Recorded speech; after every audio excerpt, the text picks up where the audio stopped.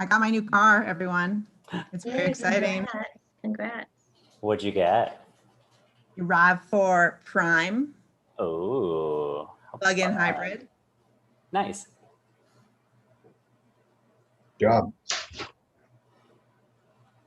Yes. We're on YouTube Live now. Sorry. Hold on one moment, please.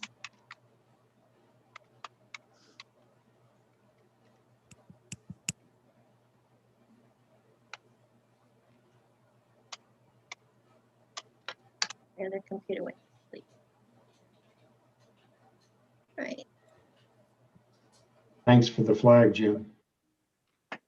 Okay. When Mayor Mahoney is ready. Okay. Then I will call to order this meeting of the Bishop City Council for July 12th, 2021 at 5:31 p.m. Robin, could we have roll call, please? Councilmember Kong. Here. Councilmember Garcia is absent at this time and excused. Councilmember Ellis. Here. Mayor Pro Tem Schwartz Here. and Mayor Mahoney. Here. Okay, public comment. Notice to the public, this time is set aside to receive public comment on matters not calendared on the agenda. When recognized, please state your name and address for the record, and please limit your comments to 3 minutes. Under California law, the City Council is prohibited from generally discussing or taking action on items not included in the agenda, however, we may briefly respond. So we will listen to all public comment, but we'll generally not discuss the matter or take action on it. Robin, do we have any public comments sent to our email? No public comments in our email. Do we have anyone on the call who wishes to make a public comment at this time? Looks like I see one raised hand. Jenny?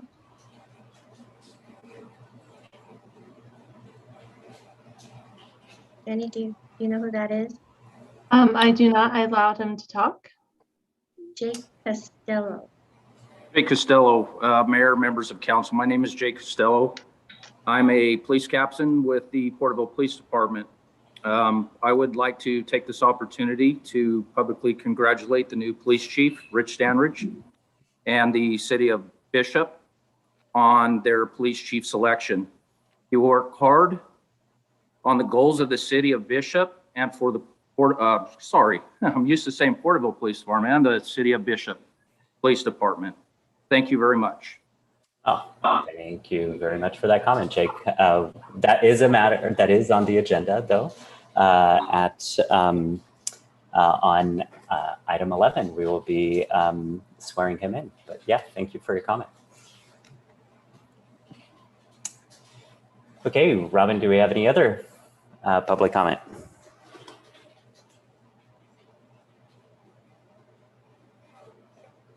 I don't think we see anyone else with raised hands. So with that, we will move into closed session.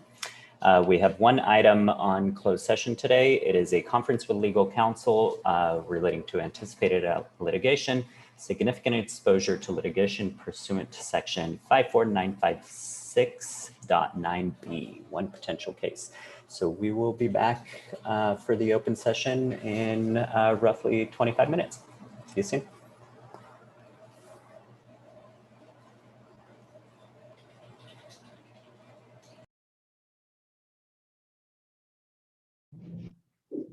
Are you going to read the statement, Robin?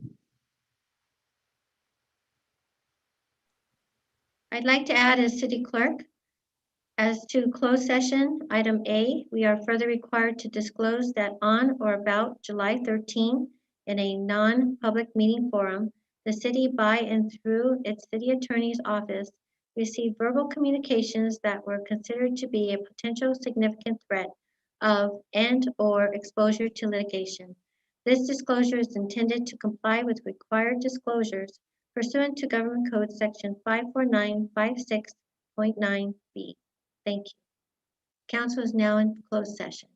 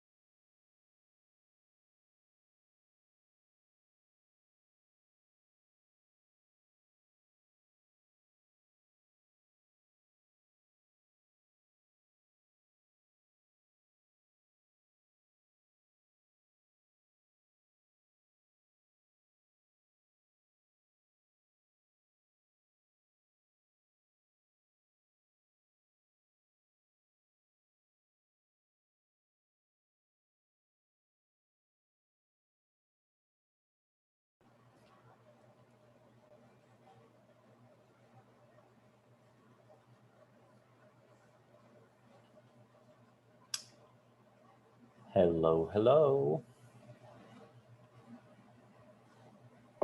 Hello.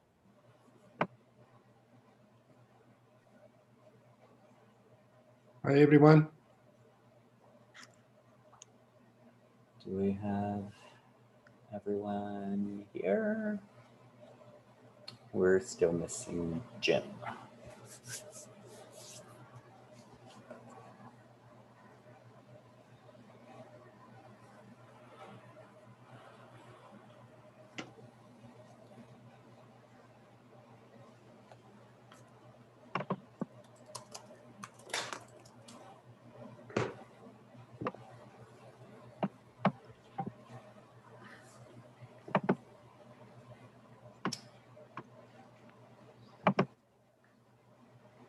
Okay, Robin, are we ready?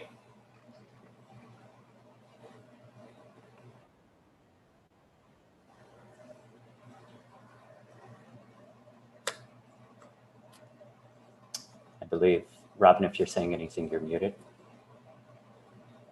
Like do that.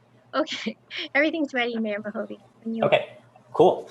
Then I will call to order the open session of the Bishop City Council meeting for Monday, July 12th, 2021 at 6:04 p.m. Our invocation today will be by Pastor Rick Klug of the Calvary Baptist Church. And then, so I'm going to ask everybody to stand for that. And then please remain standing while Council Member Ellis leads us in the pledge, since you have a flag right by you.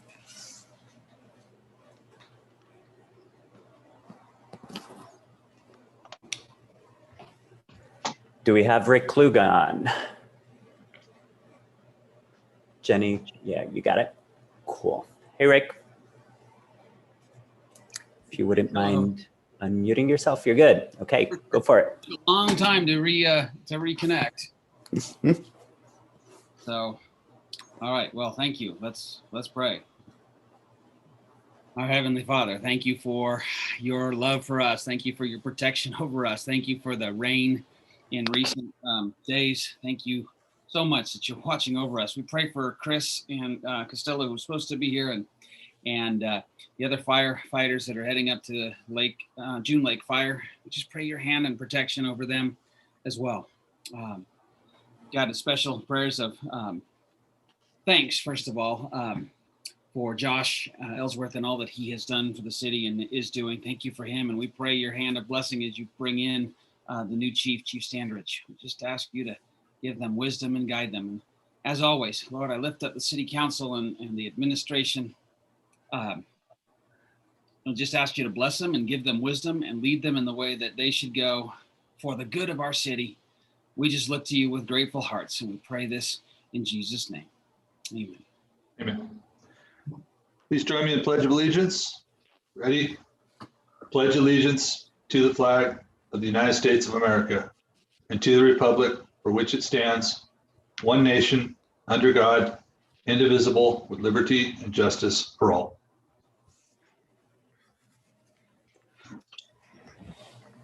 All right. Robin, can we have roll call, please? Councilmember Kong? Here. Councilmember Garcia? Here. Councilmember Ellis? Here. Mayor Pro Tem Schwartz? Here. Mayor Mahoney? Here. Thank you. Okay, public comment. Notice to the public this time is set aside to receive public on matters not calendared on the agenda. When recognized, please state your name and address for the record. Please limit your comments to 3 minutes. Under California law, we're prohibited from generally discussing or taking action on items not included on the agenda. However, we may briefly respond to comments or questions. Therefore, we will listen to your public comment, but will generally not discuss the matter or take action on it. Robin, did we receive any public comment on our email? No public comments on our emails. Do we have any attendee wishing to make public comment? I do not see any raised hands. Oh, I do see one raised hand. And Jenny, can you announce? Hello, is Dominic on? Good evening, Council. How are you? We're doing well. Welcome to Dominic, public comment. Dominic Please. Bartow, 350 North D Street, Porterville, California. I wanted to take a quick moment. I'm a captain at Porterville Police Department, and I wanted to congratulate you on your soon-to-be, in the next few minutes, Police Chief Richard Standrich. On behalf of myself and the executive staff at Porterville Police Department, I think you've got a gem. I think, Rich, you're going to do extremely well. Thank you. Thank you, Chief Bartow. That's very, very kind of you. Yeah, we're excited as well. Any other public comment at this time? I don't see any other public comments at this time. Okay, next item is to report on actions taken in closed session as required by law. Direction was given to staff. And next up, we will move on to our presentations. Our first presentation is the presentation of the city tile to Josh Ellsworth, in appreciation for serving as acting police chief for the city of Bishop. Is Josh on? Good morning, Mayor. Hello, Josh. Well, we definitely, I think I can speak on behalf of the whole council, where we are extremely grateful for you stepping up and helping us and taking charge as for when Chief Steck left last year. And we definitely want to commend you on a job well done. Our city has definitely prospered in that time, and we're extremely grateful for all the work that you have done for us, and that you will continue to keep doing for us. And so in that regard, we will present to you the, let me turn off my background. There it is. We'll present to you an appreciation for serving the city of Bishop as acting chief of police from November 11, 2020 to July 11, 2021 from the Bishop City Council. And this is the city tile that you will be receiving. It will be at, I'll return it to the city offices tomorrow and you can pick it up then. Awesome. But yeah, I definitely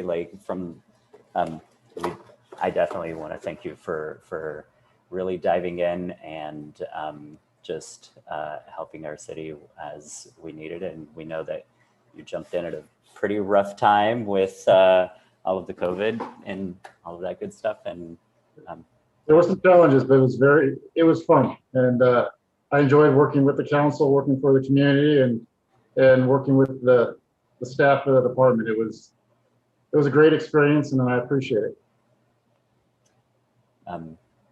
Any other comments from the council? And as I'm looking at the agenda, I see I jumped out of order. My apologies. Josh, I just want to say thank you so much. You really stepped up in a time when we needed it, and really were extremely helpful with finding money that we didn't know existed, and did great community policing, had awesome holiday show for the kids. So thank you so much for your time. Absolutely. Thank you for the opportunity. And Josh, I want to echo that. Thank you. It took us to step up a new level, and did a great job. I truly appreciate you. I know the council does, and the guys do. And it was a pleasure having you acting chief with the council. You did a great job. You helped us through a lot of, like Stephen said, a lot of rough times. And I admire you and appreciate you, and thank you. Thank you, Jim. And Josh, I just want to say I really appreciate you making me feel so welcome and not like such a newbie idiot when I first joined up, that we were able to talk and kind of figure things out together. So thank you so much. You did a wonderful job. Absolutely. We'll stay close, especially with the tobacco. I appreciate everything that you have done, Josh. Thank you so much. I echo everybody's comments. Thank you. Thank you. Yeah, thanks again, Josh. And we'll be seeing you around the department or around town. I'll be there. All right, and my apologies for going out of order, but whatever, it is what it is. I will now move on to the item where we do the introduction and swearing in ceremony of our newly hired Chief of Police, Richard Standridge. As we know, we went through a interview process where we had many good applicants and a few phenomenal applicants. And after we went through all of our deliberations and everything, we were really excited to have Rich join us. And so I think right now, as we have a bunch of people witnessing, we will do the swearing in of our new Chief of Police, Rich Standridge. Are you ready, Rich? You need to unmute yourself first.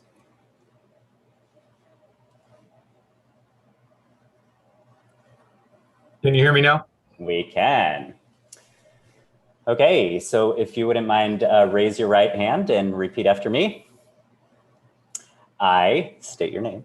I, Richard Standridge, Do solemnly swear or affirm do solemnly swear or affirm that I will support and defend the Constitution of the United States that I will support and defend the Constitution of the United States and the Constitution of the State of California and the Constitution of the State of California against all enemies, foreign and domestic, against all enemies, foreign and domestic, that I will bear true faith and allegiance that I will bear true faith and allegiance to the Constitution of the United States to the Constitution of the United States and the Constitution of the State of California, and the Constitution of the State of California, that I take this obligation freely that I take this obligation freely without any mental reservation or purpose of evasion, without any mental reservation or purpose of evasion, and that I will well and faithfully that I will well and faithfully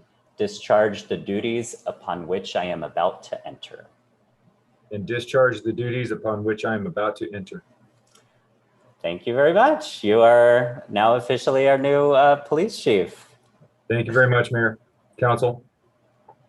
Definitely looking forward to working with you. And you came in at a very hot time. So. That's a true statement.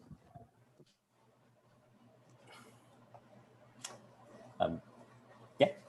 So I guess we will see you in a little bit for an update. Sounds good. Sound good? Yep. Cool. Okay. Now, as we shuffle things around, let's go back to our next presentation, which is the Job Spot Adult Education Program on Main Street, presented by Molly Trosht. Hi, thank you, Mr. Mayor and City Council members for having me. And my apologies if I butchered your name, but It's okay, it's a difficult one. I know what it's like to have your name butchered, and we just grow used to it. Exactly. So Well, take it away. Great. I wasn't sure, am I sharing my presentation? I sent it to, I'll bring it up here. Yes, please. Okay, so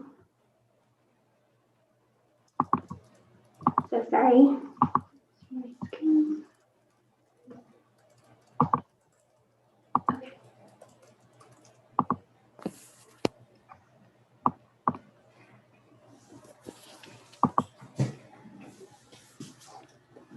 Okay, so can everyone see this okay?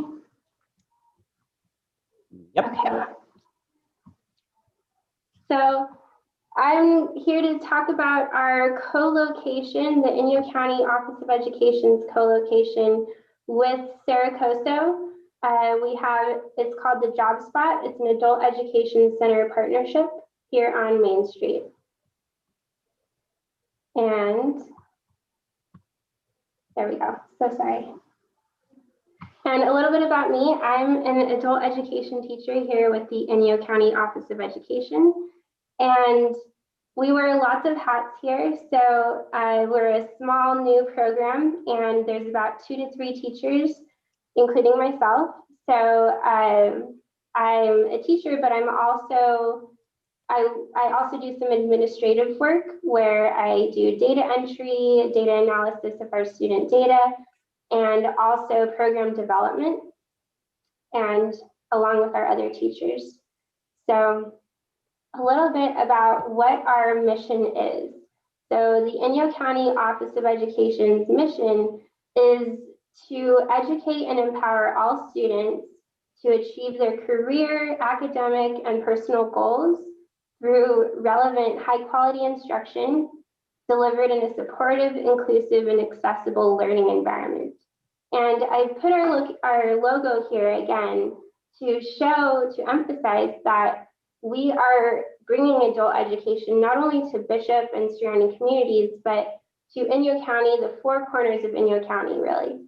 And we do this by online curriculum and also synchronous and asynchronous hybrid direct instruction, which I'll talk about further. So what is adult education? So per the AB 104 legislation, we are funded by the Adult Education Grant, and there's 7 priority areas. The first is programs that have to do with primary and secondary high school equivalency or high school diploma certificate, like GED, or taking credits to receive your high school diploma if you dropped out for some reason and you're in a non-traditional route. Another program area is for immigrants seeking to improve their English or learn English as a second language, as well as citizenship and workforce preparation. Additionally, to have programs for entry or re-entry into the workforce, if you need to brush up on some skills like your basic math skills, literacy skills, and so forth, to feel prepared to enter the workforce and improve your employability. And or programs designed to develop knowledge and skills to assist children from K to 12 to succeed academically in school. So that's helping parents to feel confident to help their children with their homework, which was super essential, especially during COVID times with homeschooling. So there's programs designed to assist adults to feel comfortable to assist kids with basic math and literacy.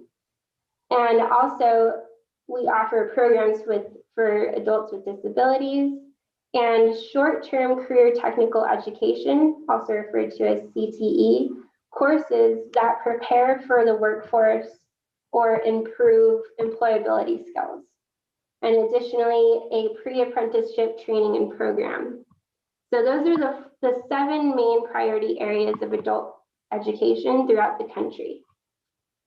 So I have these data sheets that I'm happy to share, but from the research done by the Coalition on Adult Basic Education and the National Association of State Directors of Adult Education, it's shown that about 43 million Americans lack the basic skills needed to be employable in the country today, with 51.4 million people having low literacy skills and 75.1 million people having low basic math skills. And that's where adult education comes in. So adult education has been proven to be highly effective to prepare these adult learners to go into the workforce and feel confident and employable. And I'm happy to share these data sheets with you.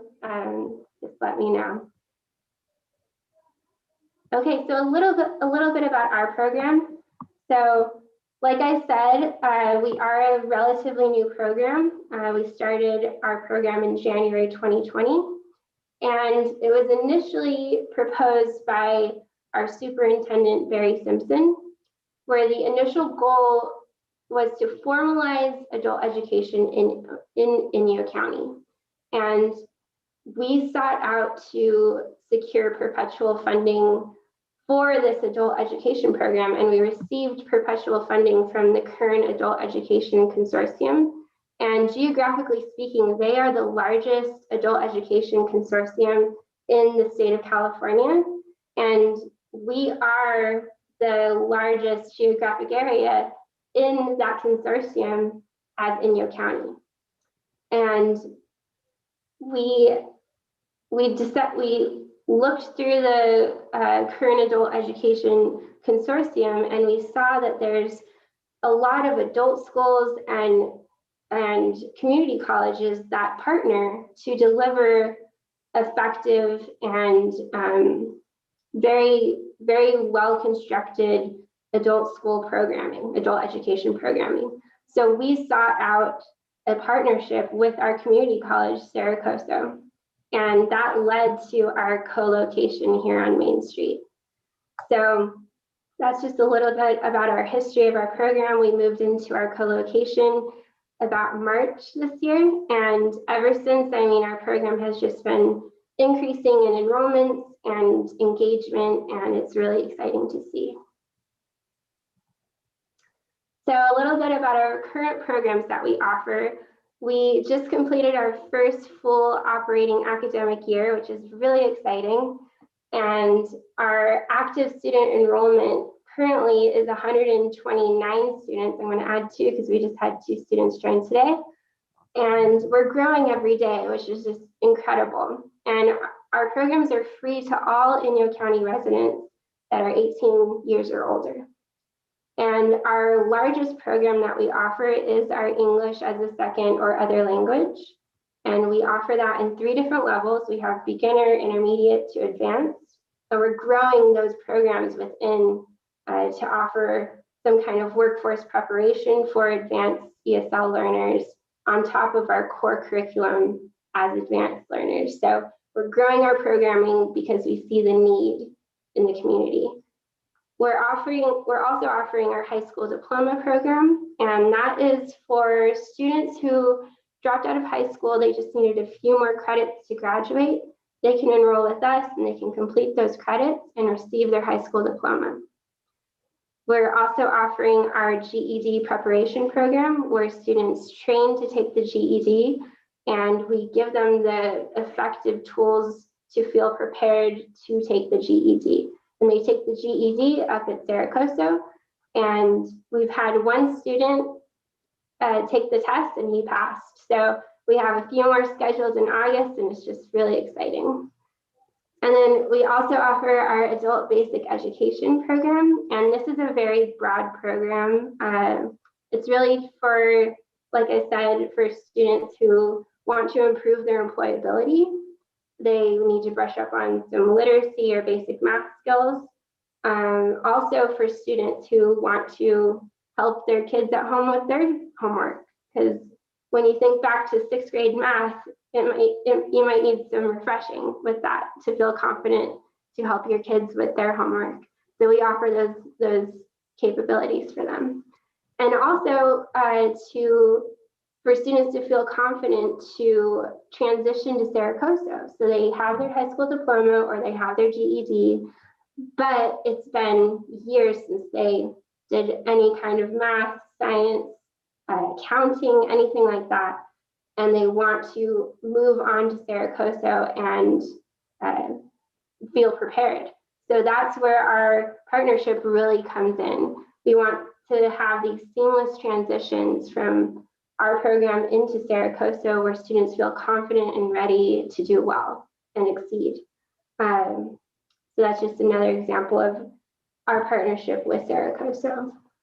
And this picture right here is an example of our advanced English as a second language class, where we offer, since COVID, we had to adapt, and we decided to pilot a synchronous hybrid platform for a class. And this was the class we did it on. And we had students join in class following all COVID safety protocols, and then students joining over Zoom.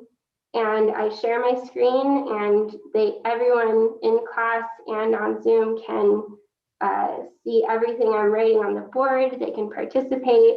We have group discussions, we have activities, and the students just love it. And it's honestly, I've seen an increase in enrollment and engagement since we started this hybrid synchronous platform. And we have students joining from Independence, Lone Pine, and it can go further. So all across Inyo County.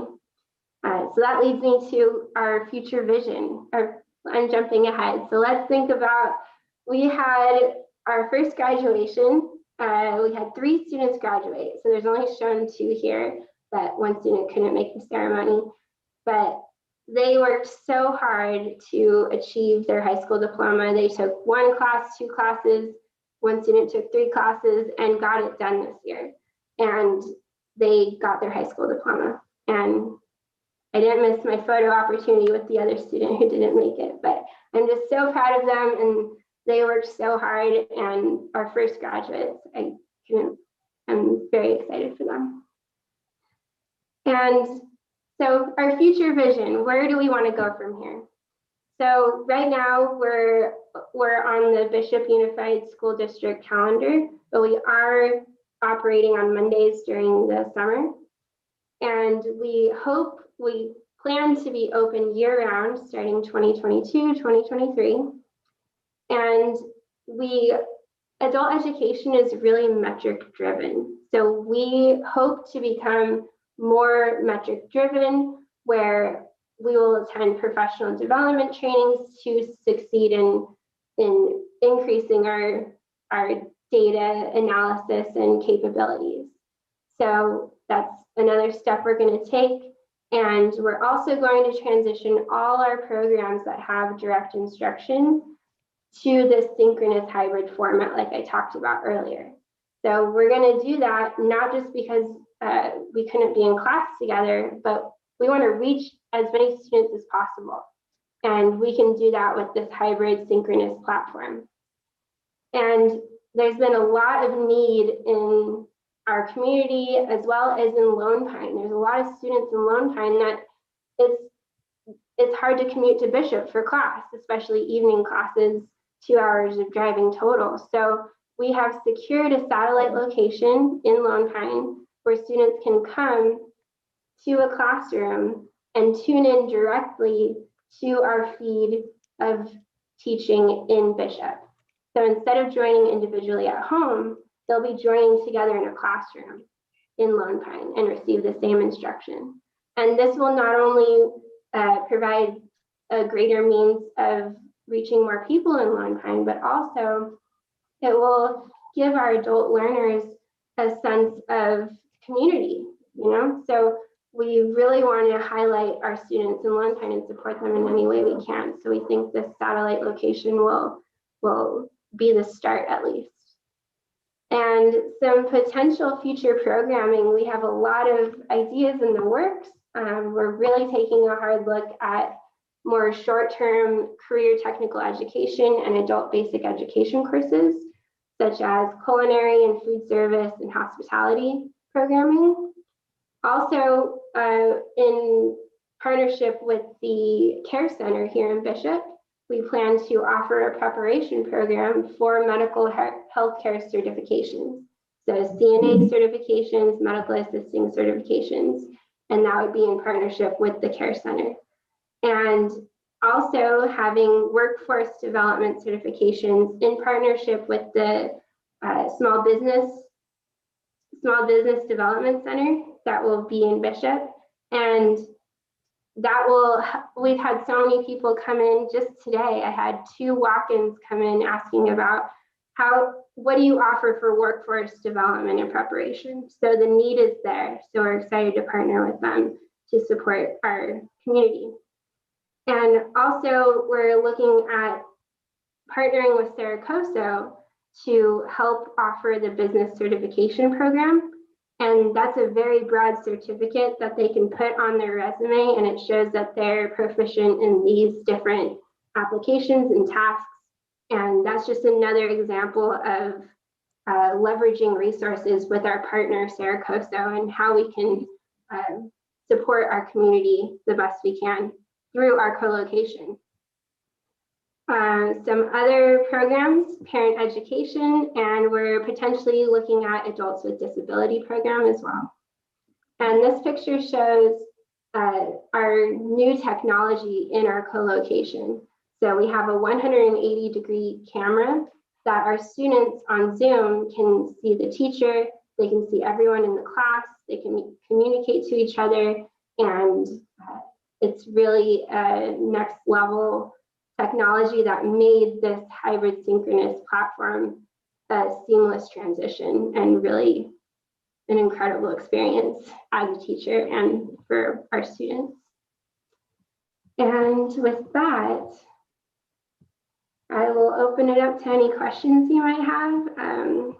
I've put our Associate Superintendent, Mr. Cook, his email here if you have any questions specifically about funding or anything that I might not be able to answer today. Oh, that's a lot going on there. I mean, that's extremely worthwhile and definitely a need that our community has had for quite a while. And so I definitely want to thank you guys and commend you for stepping in and filling that need. And of course, it's a little challenging when we talk about adult education, because typically adults are also working, but shameless plug that if any of them actually can go to Saracoso full-time once they're complete, that the Eastern Sierra Foundation would pay for their tuition. So. Exactly, yes, and thank you for mentioning that, because we're also looking at doing a waiver where students who were working with us to transition to Saracoso can be waived up to 11 credits for their fee. So that also could help with assisting our students transitioning. If you put that waiver to the Eastern Sierra Foundation Board, I'm pretty certain they would go for it. I know at least one board member. Yeah, wonderful. Wonderful. Molly. Molly. Yes, Jim. Hi. Hey, I want to thank you. I love the passion that you had in that presentation, and it comes across for what you're doing. And I thank you. I think timing wise, this is an ideal time. You know, times have changed in our society.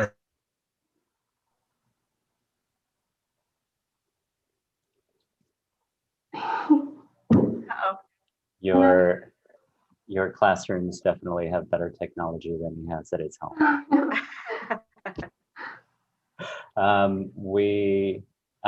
Any other comments from the council as we hope Jim comes back? Karen? I have a quick question, Molly. So I know in years past, for years and years, the Office of Education was doing GED classes at the county jail. Is that something that you guys have considered starting up again? Yes, I'm really glad you brought that up, Karen. So from what I know currently, we've been in touch with the California Department of Corrections, their education division, and their teachers are now unionized. So apparently no GED or high school diploma is being taught currently, from what I've heard. But in terms of Inyo County Jail, it's definitely under consideration, and Randy would be the guy to talk to about that. But I'm glad you brought that up. Yes, of course. Molly, I'd like to say thank you for adding the English as a second language. And also I'd like to mention that I know a lot of English speakers, especially healthcare workers, nurses and doctors, who are eager to learn medical Spanish. Spanish in general, but particularly medical Spanish. So if your office has that program, I'm sure you're going to have a lot of students as well. Thank you, Jose. Yes, and like I mentioned, we're planning to partner with the Care Center, and most of our students that are interested in it are our advanced ESL students. And with partnering with them in the preparation program, I would be leading them as my students because they're already in my class, and we would transition to the medical terminology. And so we would take our Spanish speaking students and put them in that program and help them as much as we can before they start the program through the care center and ultimately get employed with them. Great. Yeah, Thank you. thank you. Jim, did you want to complete your thought? Or Karen? Sorry.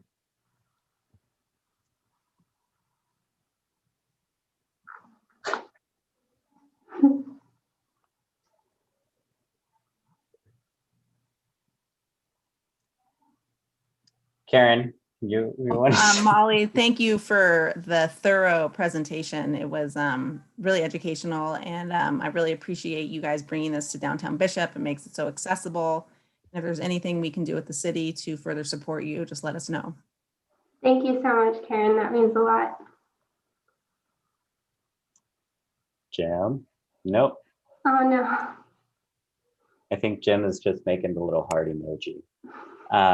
Can we, I believe we have a public comment from Alan Pietrasanta.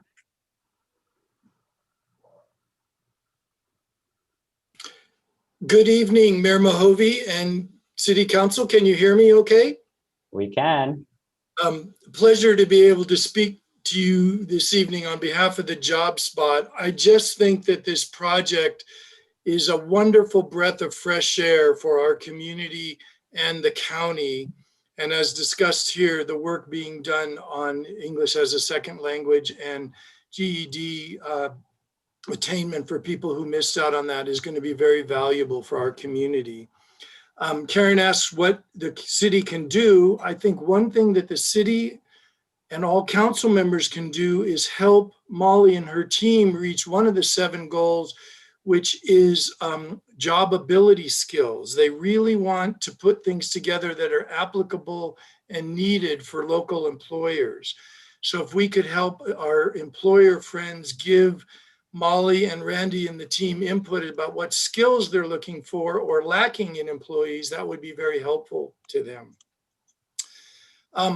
I look at the Job Spot as an incredible opportunity to help people in the community become available for living wage jobs as opposed to just entry-level jobs. And I'm very excited about that. Combined with the eventual Small Business Resource Center, where we can also address the needs of business owners and entrepreneurs, we're on the cusp of some incredible opportunity input to our community. And it's a wonderful opportunity for the city and county to work together in ways they haven't before. And then finally, I just got to say one thing. We all work on planning and strategizing and all that. But Molly, Alejandra, Dylan, Randy, and Barry, with their energy, their enthusiasm, their intellect, have got something tangible going on the ground. And you guys, in just a few months, they already have 3 graduates that are going out in our community better prepared than they were before.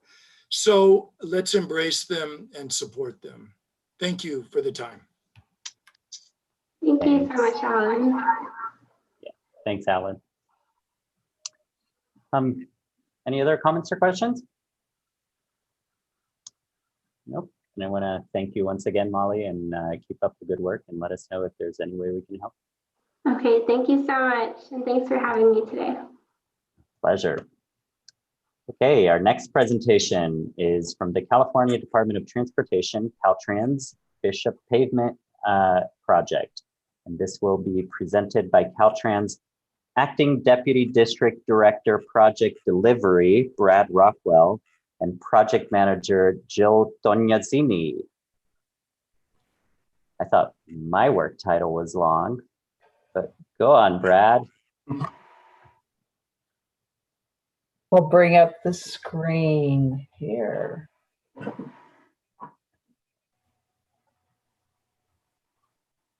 You were saying my email here.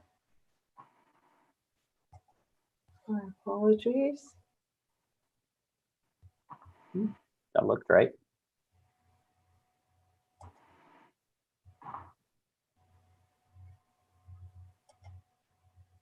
Are you seeing the presentation?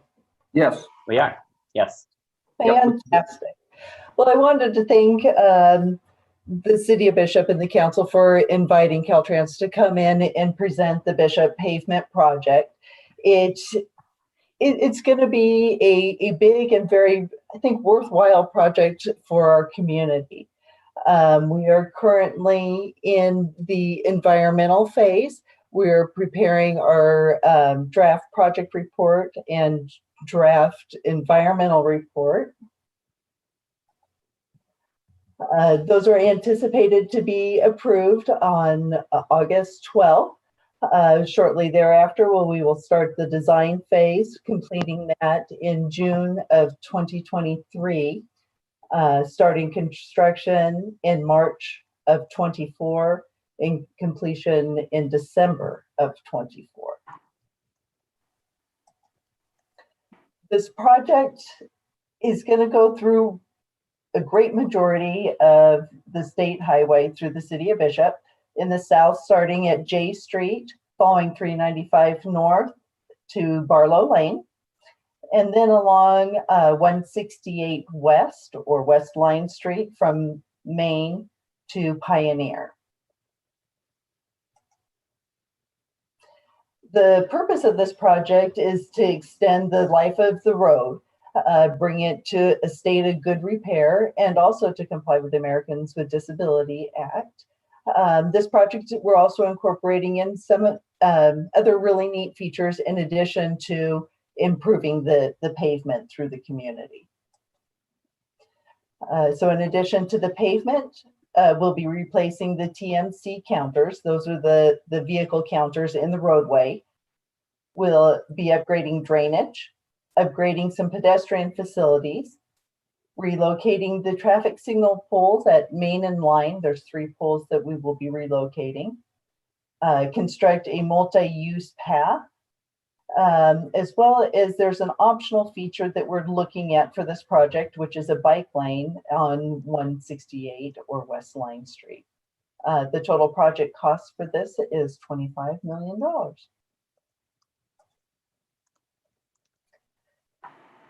So drainage in the community, there are a couple areas that we are looking at improving drainage. They're denoted by the blue marks here on the map. So in the area of East Elm Street, also Clark Street to Church Street, and Manditch to West South Street. In addition, we're looking at some culvert work at the Noble Ditch and Drain B, which is just north or west, however you're looking at that, on 395 around the corner from the fairgrounds. These are areas that have been noted for having standing water and drainage issues. So this is going to be to improve that when we do have rain. The proposed sidewalk in this project will be in the exact locations of the drainage. So once the new drainage is placed, new sidewalk will be placed on top. Additionally, it's going to be replacing sidewalk and curb ramps on Main Street from Line to Academy and bringing it up to ADA standards.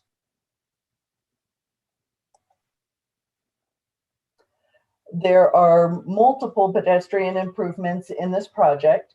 The first one is a pedestrian hybrid beacon at the Sierra Street bike path, where that meets 395 on the more northern portion of town around past the fairgrounds. There are MacIver Street, Academy Avenue, and Clark Street, where we're going to put enhanced pedestrian crossings. And at this point, we have not gone through the design. We don't know what those are going to be yet. We have some more traffic studies to do. It might not be all the same features at each of the 3 locations. Those are yet to be determined, but those locations have been noted where enhanced crossings are needed. Additionally, as I mentioned before, the movement of the traffic signal poles there at Main and Line Street to have the ADA features for that. This project was actually able to secure additional funding for pedestrian improvements, and it was a part of a statewide review, and this project was chosen to add a multi-use path. This path will go from Y Road and go to CV Lane. This will connect with the multi-use path that is a part of the Meadow Farms ADA project. To give you an idea of what that cross-section would look like, we would have a 10-foot sidewalk or multi-use path that can be used bidirectionally, an 8-foot shoulder, 2 travel lanes in each direction with the center turn lane. The multi-use path would only be on the southbound side. There would not be a multi-use path on the northbound side of traffic.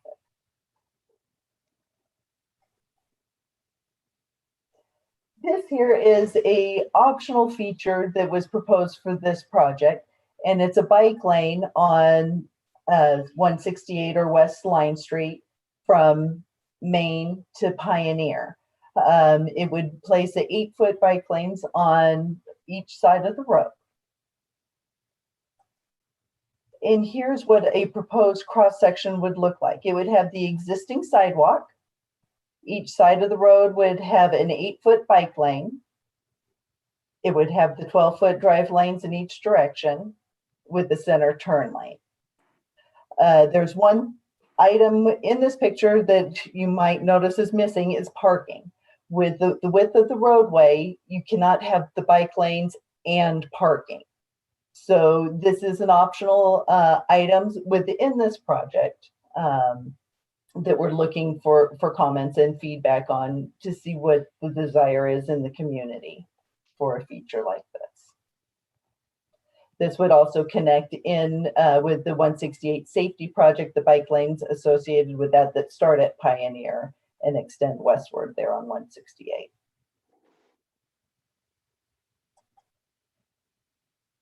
As I mentioned earlier, this project is circulating the draft environmental document. We're accepting comments through July 27th.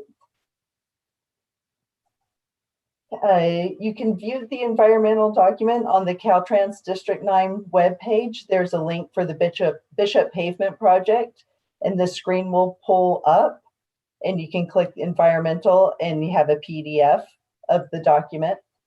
You can also contact Ryan Spalding or Christine Nadler. They can provide it for you as well. So there's various different ways of obtaining that document. Something to note on this picture here is also the submit comment button. Comments can now be submitted electronically via this comment card. You can also submit them in writing and regular snail mail or email Angie Calloway the comments. Something that I wanted to note here is comments taken during this presentation do not go into the official comments, and they would have to be submitted in one of these 3 ways, either online, mail, or email. So just to note that, but we are happy to answer any questions that you may have. Thank you very much, Jill. I guess, so at this point, what kind of comments are you soliciting? Is it only on the environmental document? Is it on feedback of the types of the different plans that you're talking about? And I also saw that, isn't there a public meeting tomorrow where there will be, will it be similar to this, just given presentation and also not having comments? It will be very similar. practically identical to this presentation for the public. Yes, tomorrow at 6:30, and the meeting link is on the Caltrans District 9 website for people to join, and we will have additional staff from design, traffic, environmental at that public meeting as well. I think in our background here today, we do have a personnel from our environmental department and planning, Ryan Spalding and Adam Weissman, in case there's any questions that they may be able to assist with.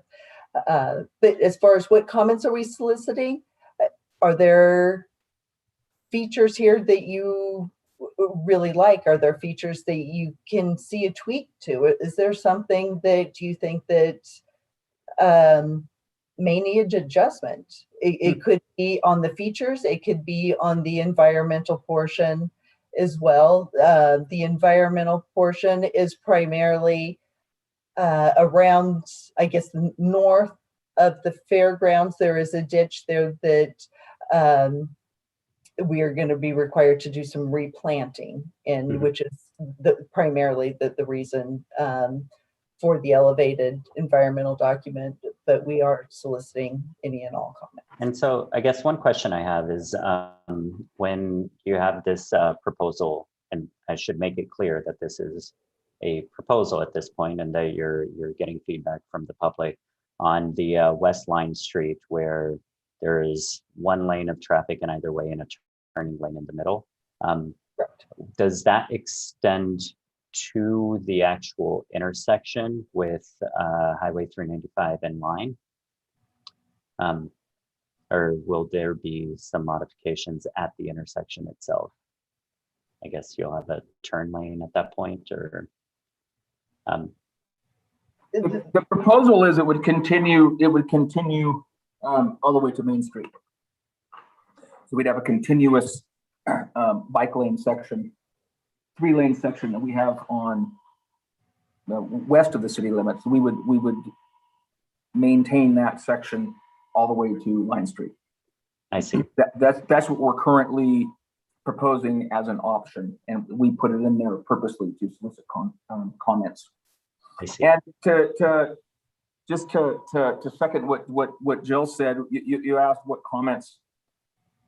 It's comments on the environmental document, but it's any and all comments, and it's any comments regarding the project in general, and we will answer and we will respond to all comments. I see. And so would any work that's actually happening at Main and Line that would impact the east side of Line, would that not be involved and included in this project in any way, or what kind of an impact would it have there? There's no direct work east on East Line in order to upgrade there's a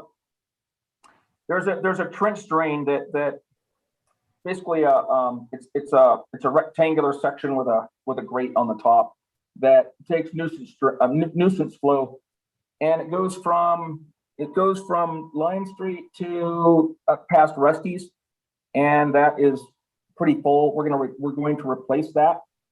So in order to connect the pipe to drain out, we have to do some work on the north side of East Line in order to get that to drain.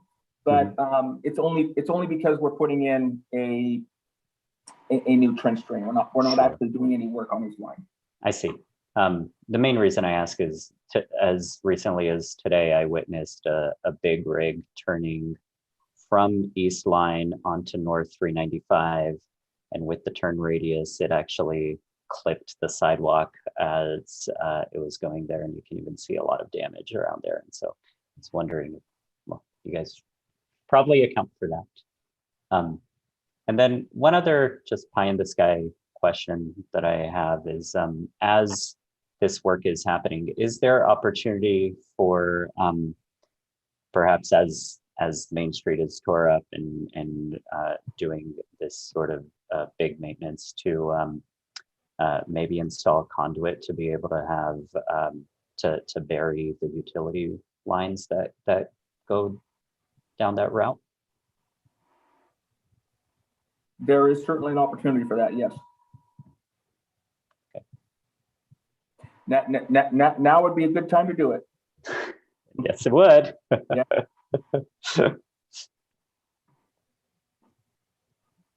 I have a few questions.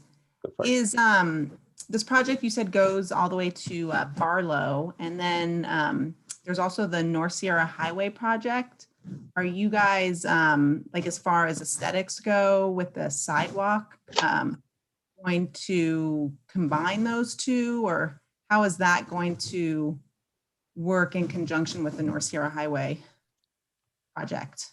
As far as the multi-use path, is that? Yeah, and like, you know, like with North Sierra Highway, that you guys had shown us some pictures of, you know, yeah, lamp posts and benches and just different ideas, conceptual ideas of what it could look like. And so I was just wondering if that those concepts were going to tie into what you're doing with this ADA project.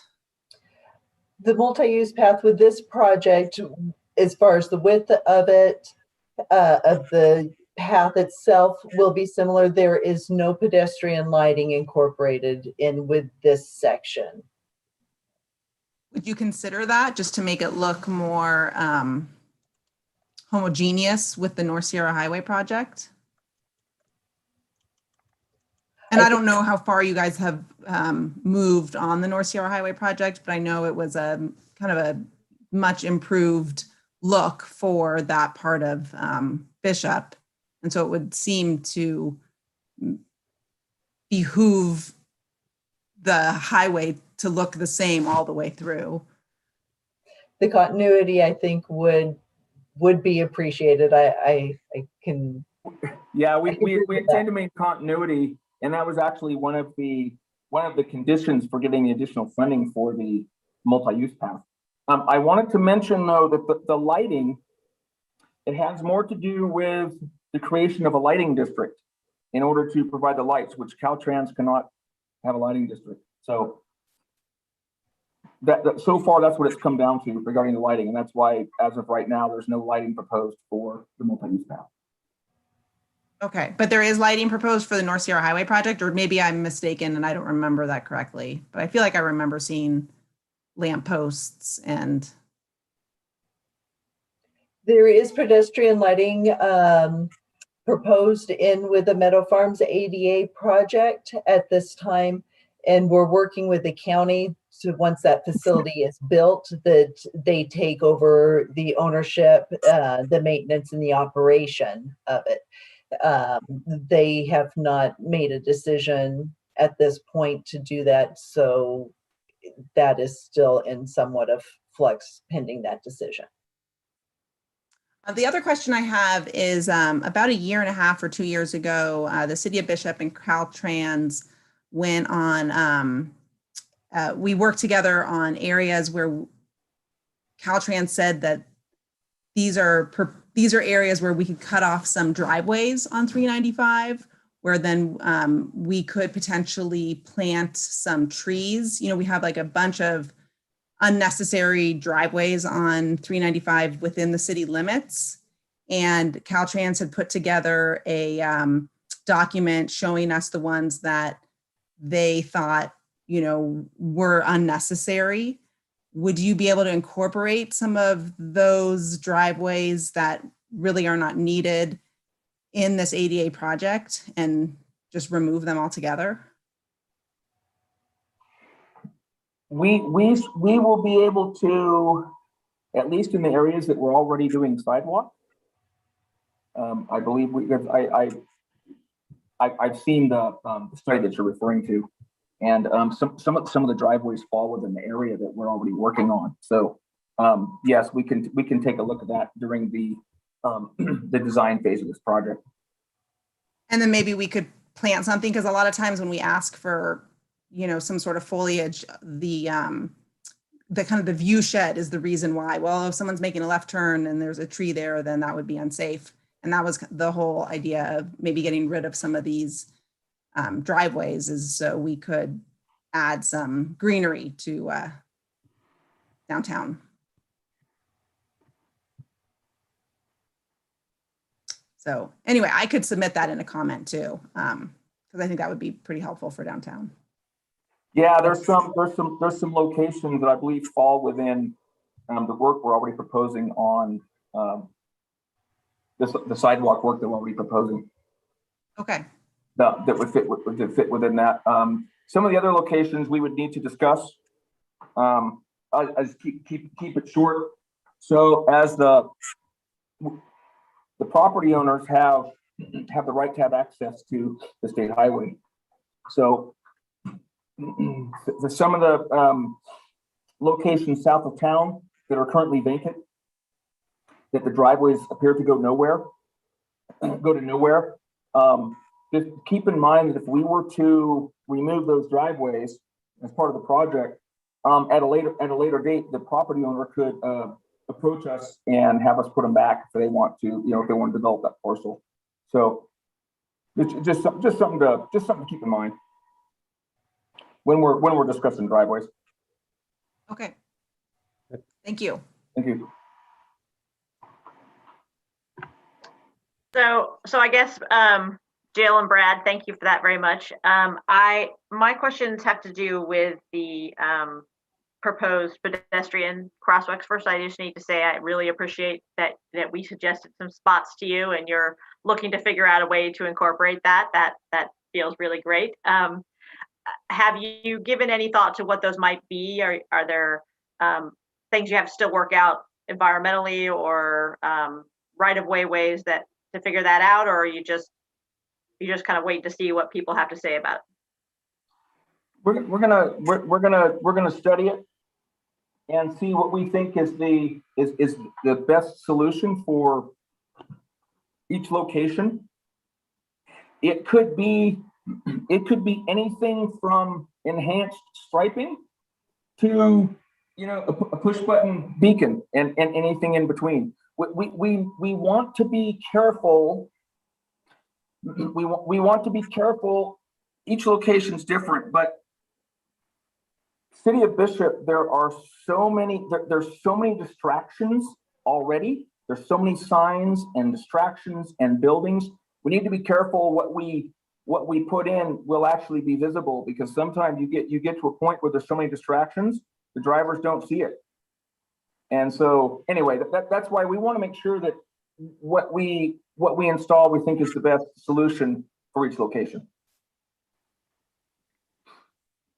And are those studies going to take into account the ones that are going to be put in here shortly, the one at Elm and the one at on West Line Street by the post office? Are you gonna wait for those to get in before you start looking at it, or? Well, as luck would have it, those will already be in when we've already studied. So those will be in place. Okay. So yes, those will be considered. And then I want to be really clear. So we're saying from Pioneer Lane, if we do the bike paths from Pioneer Lane to all the way up to Main Street, there will be no parking on any of that if we do the bike lane? That's correct. Okay.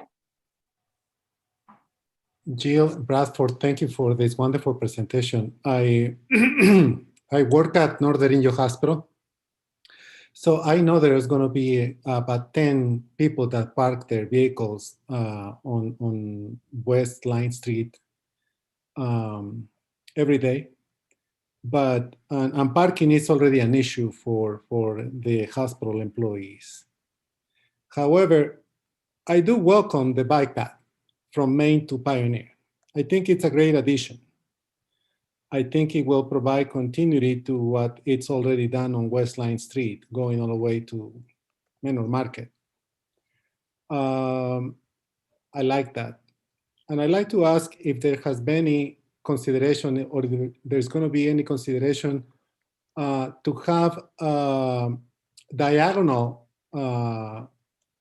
cross on the intersection on Line and Main.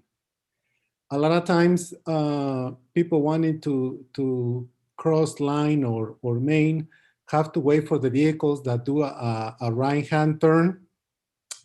And if we were to have a moment where all lanes stopped and allow all pedestrians to cross, whether they want to cross Main Street, Line Street, or diagonally, that will be much better, much safer. So something to, like I said, I don't know if there has been any consideration or any suggestions about that.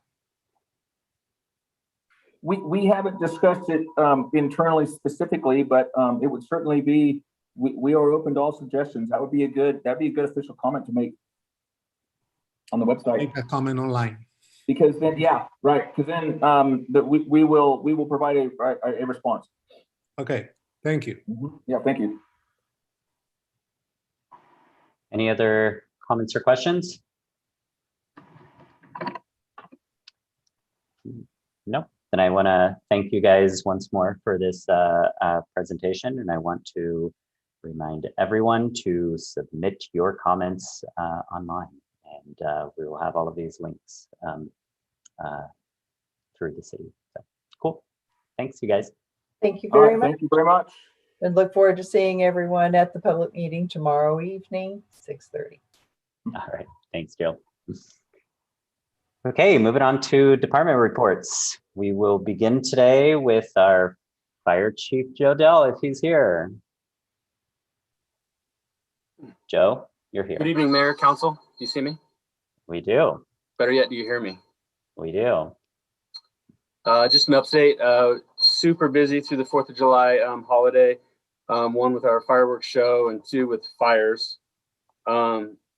We had our fireworks show out of the park, was a pretty big success, I think. We're doing a follow-up meeting tomorrow to work on after action review, what we can do better from next year and what we can take the good stuff from this year and evaluate it again for next year.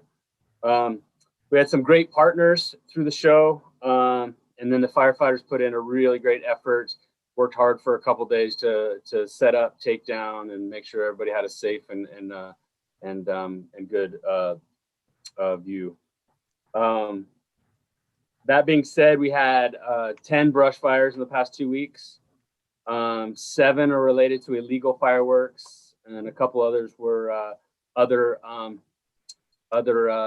causes, including Pine Creek fire, which was up in Pine Creek just this week, and then and right now Engine 4 is en route to the Arcularis Ranch for the Dexter fire, which is reported as 1,000 acres, and they're going to be put on a structure protection group. They're going out to help protect the ranch and some other stuff, some other homes in the area.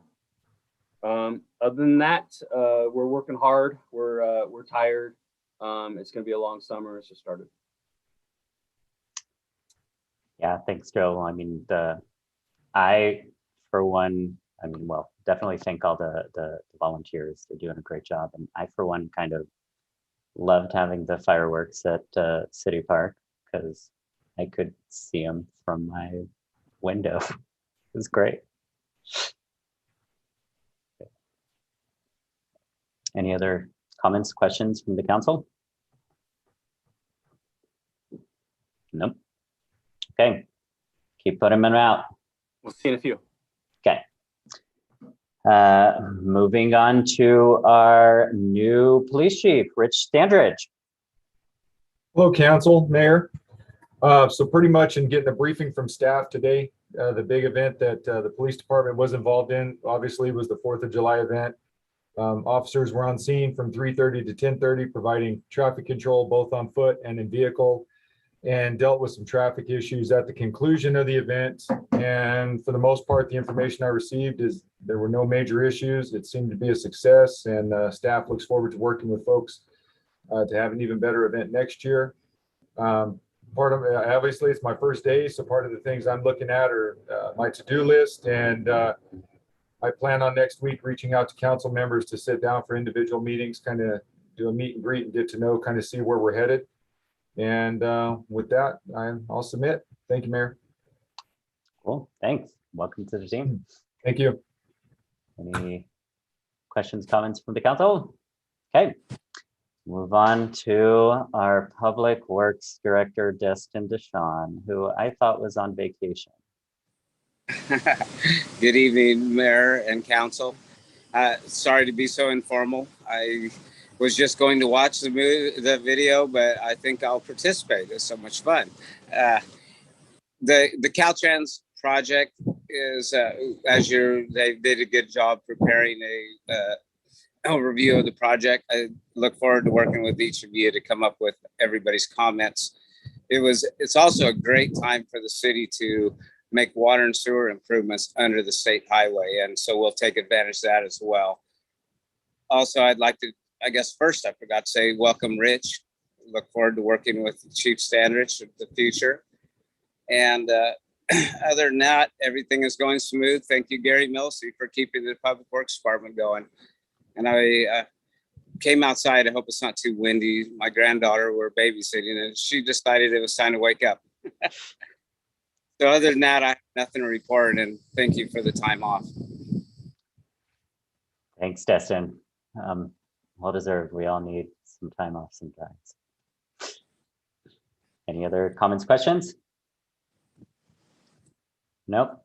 And enjoy, Destin. We'll talk to you later. On to Community Services Manager, Dan McElroy. Good evening, Mayor and Council. Can you hear me okay? Yes. Just an update from our Community Services Department. A quick update on programs. We're wrapping up our softball season and we have begun our playoffs. Also, Wayland has opened up registration for Adult League Softball, or Adult League Soccer, As we transition from softball, we will be moving into our soccer season along with AYSO. We've begun our 4th summer camp with Playhouse 395 and an additional art camp with Aaron from the Inyo Council from the Arts. Our swim lessons are full and we continue to book parties, private parties at the pool, and look forward to some dive-in movies here in the next couple weeks. And I will get some dates to you when we make sure that we have enough staff to cover them. We have been contacted by Gay to host the Friday night markets on Academy Street and Warren Street. We look forward to helping her in any way that we can and making them a success as they were before. As of right now, she's planning on hosting 3 Friday night markets. At the park, as you guys have heard, the 4th in the park was a success.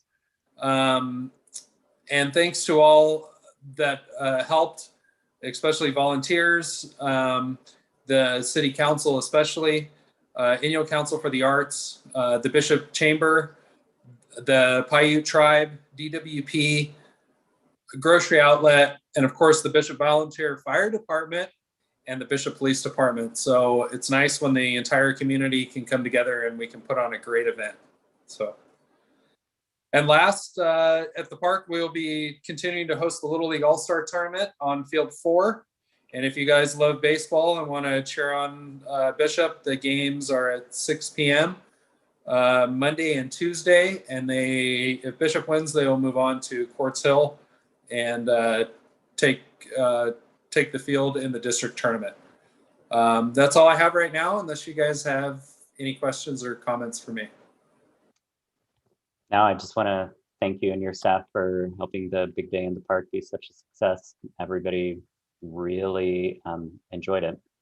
And yeah, I think there was a lot of feedback from residents on how great it was, and also minor tweaks we could do to make it even better next year. I can't wait for next year. Hopefully it won't be as hot. Yeah, the heat is something else right now, for sure. Any other questions or comments? Nope. Thanks, Dan. Then we'll move on to the Associate Planner and Economic Development Coordinator, Elaine Kabala. Good evening, Mayor and Council. Only a few items for you this evening, though there's a lot going on in the background. We will be having a Planning Commission meeting in July. There will be at least 2 items on that agenda. One is a variance for parking for retail space, and the other is our housing element is on track for getting to the council in August. And it will go to the Planning Commission at the end of this month. The only other item I wanted to bring to your attention this evening, which you may know, but definitely want to put it out there again for the public to know, is that we received notice from Caltrans last week that they are going to be starting work on putting in those pedestrian crossings on West Line Street and North Main Street that we've been looking at for a couple of years. So exciting to see that project move forward and hope that that really helps with our pedestrian safety. Happy to take any questions you have. Thank you. That's great to hear. Guess we'll have a busy time in August for the housing element, or you expect that to come back to us? That needs to come to us in August, or? Yeah, it will come to the council in August. Okay. Any other comments, questions? Elaine, any word from the state about the grant applications we sent in? Do we have a timeline for that? Are you talking about the CDBG COVID relief? Yes. Emergency COVID relief? No. Okay. Okay. Thanks. Thank you for that question. I will send a follow-up, and I had heard from them that the applications were under review a couple of weeks ago. So that was my last update. Okay. Thanks, Elaine. Thank you. Good. All right. Then last, we will go to City Administrator Ron Phillips. Thank you, Mayor Mahovey, members of the council. I also want to welcome Rich Standridge. We're delighted that he's here and are looking forward to working together in the future. I'd like to offer my thanks also to Joe and Pat and the firefighters for their great work for the 4th of July in the park. Same thing to Dan and all his staff, to the police department for their support, and to Public Works as well. I think it was very, very well organized and went off without a hitch. So we appreciate everyone's effort on that. I just wanted to mention also that the County and City Emergency Operations Committee has now been disbanded. It was in place for 15 months plus due to the COVID pandemic. And since we're at a point where COVID is at a much less incidence in the county, there's no longer a need for the Emergency Operations Committee. So appreciate everybody that was on that committee and the great work they did during that difficult time. That's all I have. Thank you. Okay. Any comments or questions for Ron? Nope. Thanks, Ron. Thank you. Okay, moving on to our consent calendar. Notice to the public, all matters under the consent calendar are considered routine by the city and will be acted on by one motion. Do we have any comments or questions on the consent calendar? Anything from the public? I do not see any public comments on our public comment email, and let's double check. I do not see any waved hands. Jenny, can you confirm? There are no raised hands. Thank you. Okay, can I get a motion?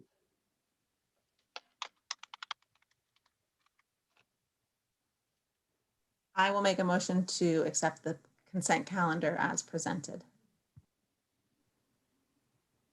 I'll second that. Okay, Robin, we have a motion and a second. Call for the vote. Councilmember Kong, Yes. Councilmember Garcia, Yes. Councilmember Ellis. And a thumbs up. Says All right. yes. Yep. And Mayor Pro Tem Schwartz, Yes. Mayor Mahovey. Yes. Thank you. Motion passes 5-0. Okay. Moving on to our new business. Our first item in new business is Fire Department Administrative Assistant appointment, where we will consider council consideration to approve the appointment of Christina Justice to full-time administrative assistant effective July 13th. And this is going to Joe.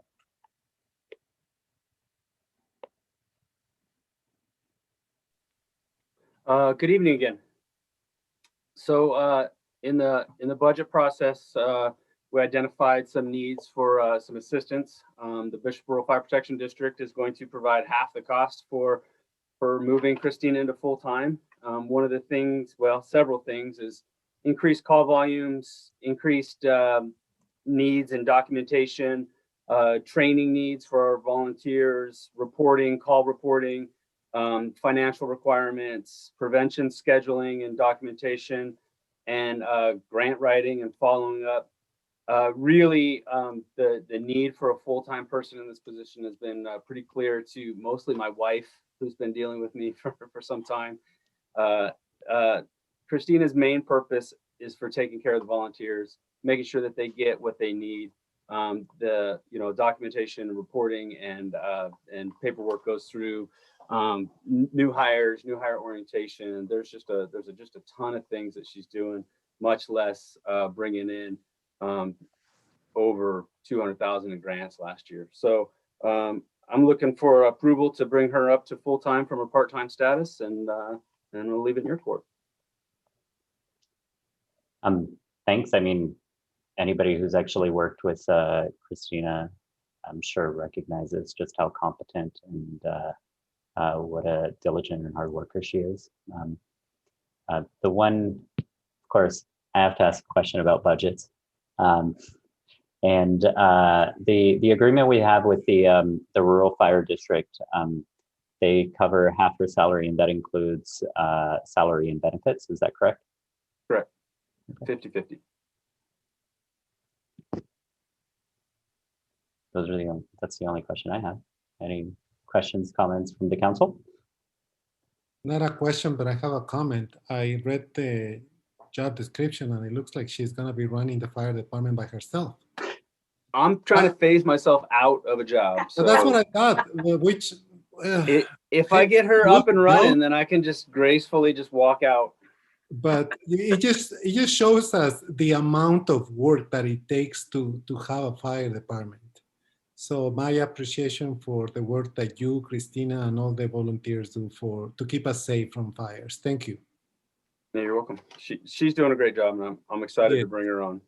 Yeah. Well, I would hesitate to guess that she's been doing way more than her part-time amount of work as it is. So it's great that we're going to be able to pay her commensurate to what she's actually been doing. So great. I'm excited.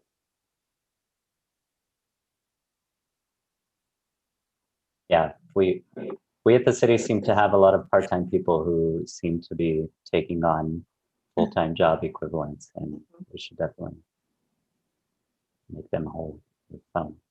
We see that happening. So I guess I'll move to appoint Christina Justice to a full-time administrative assistant as of July 13th, 2021. I'll second that. Okay, Robin, we have a motion, a second. Call for the vote. Public comment? Oh, do we have any public comment? We have no public comments on our email, and I do not see any raised hands. Jenny, can you please confirm? There are no raised hands. Thank you. Okay. Councilmember Khan? Yes. Councilmember Garcia? Yes. Councilmember Ellis? Yes. Mayor Pro Tem Shores? Yes. Mayor Mahovey? Yes. Thank you. Motion passes 5-0. Okay, next item, City of Bishop contribution to the annual fireworks show. The council is asked to consider approval of a donation of $5,000 to the Bishop Volunteers Firefighter Association for purchasing the fireworks and providing the community event on the 4th of July. And this goes back to Joe. Where'd you go, Joe? There you are. I wasn't done. Oh, or is this for Dan? No, this is for me. Okay. I got escorted out. The bouncer at the door He's got me with the velvet rope. You're getting too rowdy. So the fireworks show has been going on for more than 70 years, been put on by the Bishop Volunteer Fire Department. It's a $30,000 a year plus endeavor by the time we buy insurance and get all the product and, you know, pay the producers of the show and get everything coming. You know, we have a great core of partners who donate annually.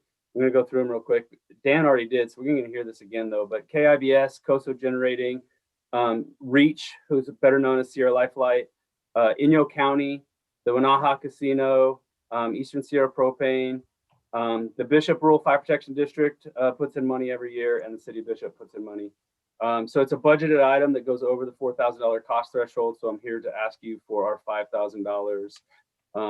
The Firefighters Association fronts all the money. They do all the work, and then we repay and we donate the $5,000 to the organization as we move forward. I mean, seems like I think I already mentioned that I really like the show. Thought it was great, and I know a lot of other members of the community appreciated it as well.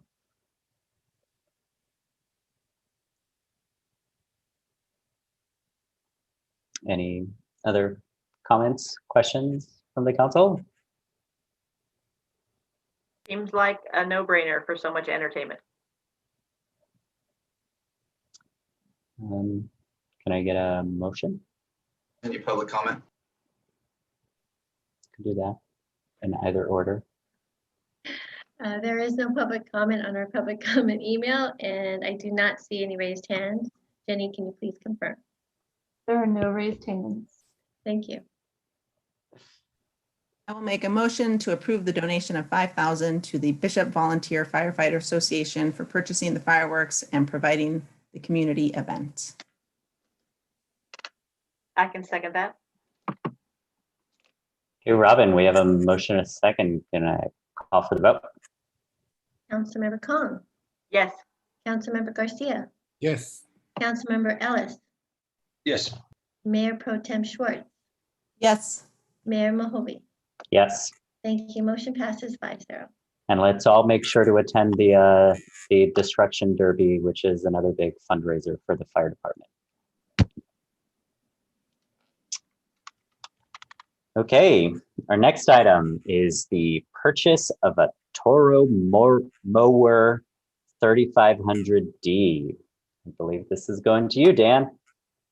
Good evening, Mayor and Council. Now that we're done with the Joe Show, I'll begin with a staff report. So the background and history, the City Parks and Recreation staff maintains a city park with a total of 53 acres. Our current Toro Mower was purchased in 2013 and has a total of 6,181 hours on it and is approaching the end of its useful operation capacity. So it's at the end of its life. The analysis and discussion, this mower is necessary to the park. As it is constantly used and relied upon as a critical piece of equipment. The Toro requires sales be made within our region, and our region's office currently has no previously owned mowers available or indication of future availability. Toro mowers cost new about $35,000. And just a quick note on that, if we did order a new one, we would not receive it until next year. That's how far that's how far out we would be. Staff was able to identify an available used mower 3500D in great working condition and has 1,312 hours on it from High Desert Turf Equipment. It is a private seller that refurbishes mowers, used mowers, and currently has one that they're willing to sell to the City of Bishop for $15,000. The current mower has and continues and requires an abundance of maintenance and parts, and it's hard to keep it in operation. Due to the unavailability of mowers at this time and the fact that the lifespan of the current mower is uncertain, the Community Services Department is requesting that this purchase be made in accordance with Municipal Code 3.24.200D.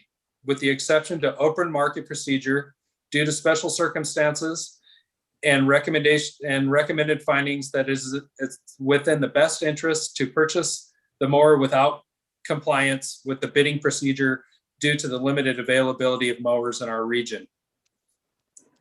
Below that, I've listed the exceptions, the 3.24.00, and under D, the city, when the city council determines that due to special circumstances, it is within the best interest to purchase a commodity or enter into a contract without compliance with a bidding procedure.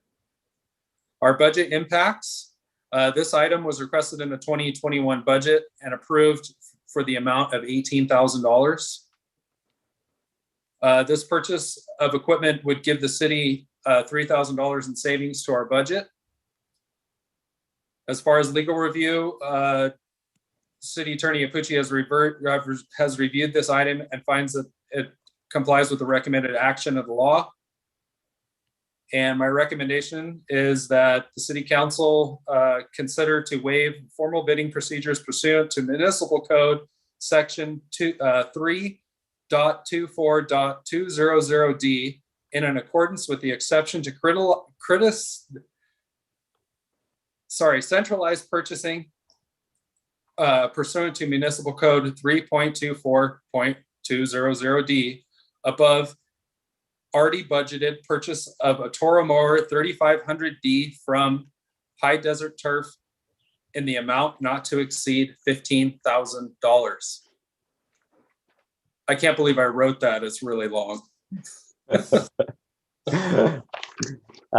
Thanks, Dan. A couple of questions for you. So the current motor that we have that we got in 2013, was that one new or was that one used? No, that was a used piece of equipment as well. And it, I believe it came with almost 3,000 hours on it already. I see. And so we expect 6,000 hours to be kind of the lifetime of these types of mowers. Yes, that's typical. And so when we purchased that mower, I mean, basically we've run it for 8 years. Right. So it's a purchase and it lasts a very long time. Right. And so it ran 8 years with 3,000 hours. So we'd be estimating that this mower could be good for us for over 10 years.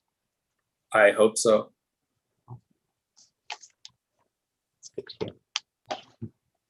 Hey, Dan, is the D on here diesel or is it gas? Diesel. Okay, perfect.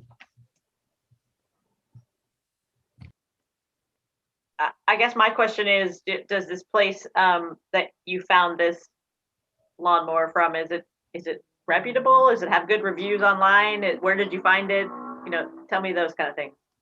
Actually, the Toro representative from Reno, our local Toro representative, recommended him.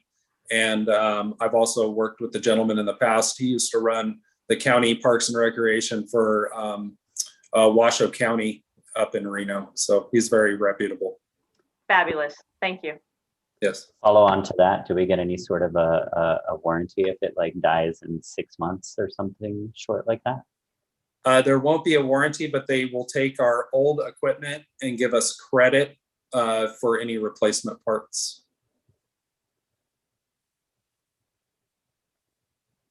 And I guess the alternative is just go out there with a push mower and just have like 50 or 100 people doing it. I would be willing to train a bunch of squirrels to do that for us. It's a nice even cut. It'd be great.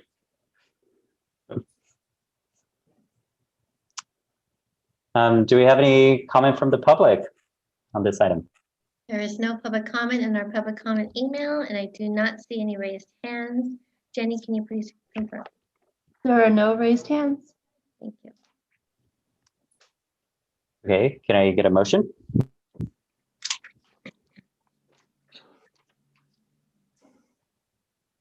Don't be shy now.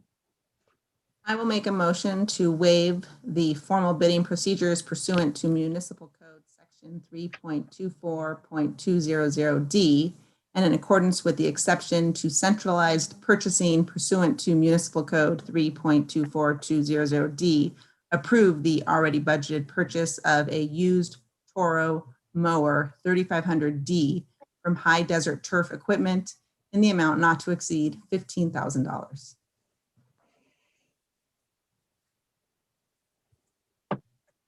Apparently I will second that. Hey, Robin, we have a motion, a second. Call for the vote.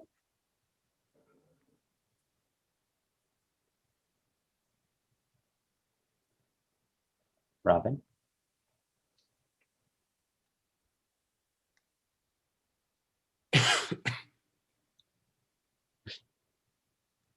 Robin, are you still with us? Okay, so I missed that whole thing because it froze on our end. Okay. We so have I- a motion from Mayor Pro Tem Schwartz and a second from Councilmember Ellis. And we've already called for public comment. There was no public comment, so call for the vote. Councilmember Kong, Yes. Councilmember Garcia, Yes. Councilmember Ellis, Yes. Mayor Pro Tem Schwartz, Yes. Mayor Mahovey. Yes.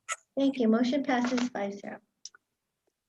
Okay, moving on to item D, the recodification services of the City of Bishop Municipal Code. Is this going to you, Robin? Sure, I'll take this. And Dan went ahead of me and saved some money, but I'm going to ask for money on this item. Good evening, Mayor and Council. The City of Bishop has contracted with Municode since 2009 to provide the city with codification and supplement services of the City of Bishop's ordinances. Municode has also provided the city with online code hosting services, which gives the city staff and members of the public easy access to the city's municipal code. Included in the proposed recodification services is a full legal review. This ensures that the city's code remains legally sound and accurate and conforms with state and federal law. It is recommended that a complete legal review of the code be conducted every 5 to 10 years. Our records state that the city's code has not had a complete legal review or recodification since 1985. Optional services to be added to the proposed recodification services are: 1, gender neutralization of the city code for a one-time fee of $550 and will be maintained going forward with no additional fees. And 2, state law reference linking for a one-time fee of $500, then $300 per year for annual updates. The attached proposal identifies the timeline for the recodification to be completed in approximately 10 to 12 months. As for budget impacts, Municode's proposal will update the city's municipal code, including complete recodification services, legal review, gender neutralization, state law reference linking, and an estimated delivery cost of a total of $16,160, payable over 2 fiscal years. Since this service was not included in the approved fiscal year 21-22 budget, staff is requesting council's consideration to approve payment of the proposed recodification services with Municode of $8,080 for fiscal year 21-22 and $8,080 plus 10% contingency for a total of $9,696 in fiscal year 22-23. The city attorney has reviewed this item and finds that the recommendation action complies with the law. So unless council has any further questions for me, staff would like to recommend council consider: 1, to waive the formal bidding procedures pursuant to Bishop Municipal Code Section 3.24200D due to special circumstances in contracting with the city's current codifying service provider. 2, approve the proposed recodification services of the city's municipal code not to exceed $17,776. 3, approve an amendment to the fiscal year 21-22 mid-year budget of $8,080 in the city council budget appropriated to this project. And 4, approve an amendment to the proposed fiscal year 22-23 budget for $9,696 in the city council budget appropriated to this project.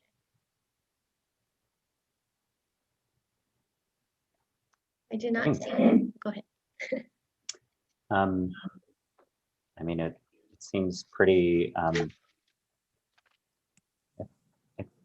it makes me a little uneasy that we haven't looked at the legality of our code since 1985. Yeah, It's that's what our almost, records show, unless for some reason I don't see any record of it, but it could have been reviewed by a city attorney in the past. I guess one question I have, are there other alternatives to MuniCode? What sets them apart from other alternatives? They are one of the #1 companies that performs this type of service. And we are fortunate enough to have them as our current contract provider for their services, as well as making it available online to the public and to staff, so that we're not lugging around big municipal books. Everything's easily accessible online for the public as well as staff to refer to. So they have a good running record. I wish I had in front of me the years of service they've been in business. But I don't. Long before me. And I think a lot of cities actually do use MuniCode, right? Oh, yeah. I've seen them a lot. Yeah, I think many cities are familiar with them.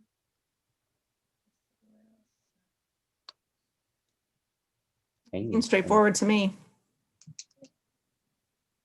They have 70 years of experience, it says.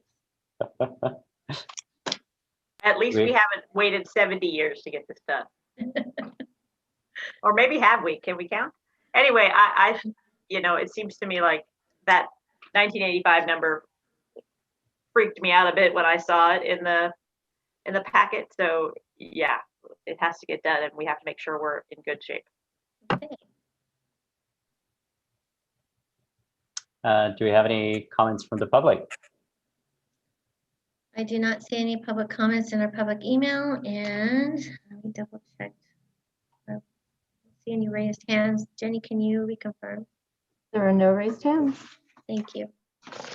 Okay, I'll entertain a motion.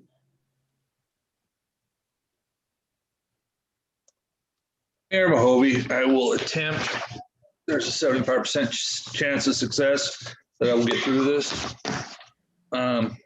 Make a motion to waive formal bidding procedure pursuant to the Bishop Municipal Code Section 3.24.200D due to special circumstances in contracting with the city's current codifying service provider, and approve the proposed codification services of the city municipal code not to exceed $17,776, and approve an amendment to the fiscal year 21-22 mid-year budget of $8,080 in the city council budget under line item 001052015 appropriated to this project. And am I still on? Yes. And approve an amendment to the proposed fiscal year 22-23 budget for $9,696 in the city council budget under same line item appropriated to this project. Yay. I'll second that. Hey, Robin, we have a motion, a second. Call for the vote. Yes? Sorry, I didn't hear you. I didn't hear you, so yes. Councilmember Khan? Yes. Councilmember Garcia? Yes. Councilmember Ellis? Yes. Mayor Potem Schwartz? Yes. Mayor Mahovey? Yes. Thank you. Motion passes 5-0. Okay, moving on to item E, cancellation of the July 26, 2021 City Council meeting and or a regularly scheduled meeting in August 2021. This is, who's taking this? I guess it's you, Robin? I can start, and City Administrator Phillips can join in when he feels appropriate. In the past, council has canceled the second regular meeting in December due to the Christmas holidays and potential lack of a quorum. Likewise, due to many families taking time off for summer vacations, a lack of agenda items, and the potential lack of a quorum, City staff would like council to consider canceling the second regular meeting in July and/or a regularly scheduled meeting in August. Currently, our schedule going forward is Monday, July 26th, Monday, August 9th, Monday, August 23rd, and then the next meeting after that is September 13th. City Attorney Pucci has reviewed this item and finds that the recommended action complies with the law. So unless there's any questions for me, as council discussed, staff would like to recommend that council, if so desires, consideration is requested to cancel the 6 p.m. regularly scheduled meeting on Monday, July 26th, and/or a regularly scheduled meeting in August 2021. Okay. What do you guys think? Robin, Yes. is there a pretty strong, looking at the next item in our agenda, is there a pretty strong possibility that if we were to skip the next meeting, that we could be prepared and ready for the first August meeting? Possibility would be better. I like that possibility a lot right now, tonight, a lot. Yeah, I think, and we're hopeful that things will be put in place as far as our audio visual equipment's concerned. No more than 4 weeks from now. We're hoping sooner, but we're still waiting for a quote, number one. And so we'll probably have to approve those charges, depending what they are total. And then we will have to go ahead and see what the schedule is as far as getting that implemented as soon as possible. Another factor is that Councilmember Garcia will not be present the second meeting in July due to a vacation, I believe. Although I will be out of town, I can join via Zoom.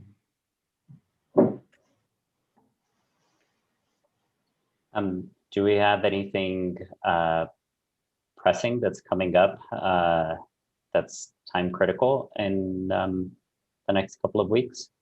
I believe there are 2 items in planning. Ron, do you know what they are? No, Elaine has a couple of items that may not be critical, but she was anticipating they'd be on the agenda. Elaine, would you like to comment on those? Well, from our discussion earlier, it did sound like we have to approve the housing element by the end of August. So we definitely have to, when would you say that would be ready, Elaine? Early, the first meeting in August or the second one?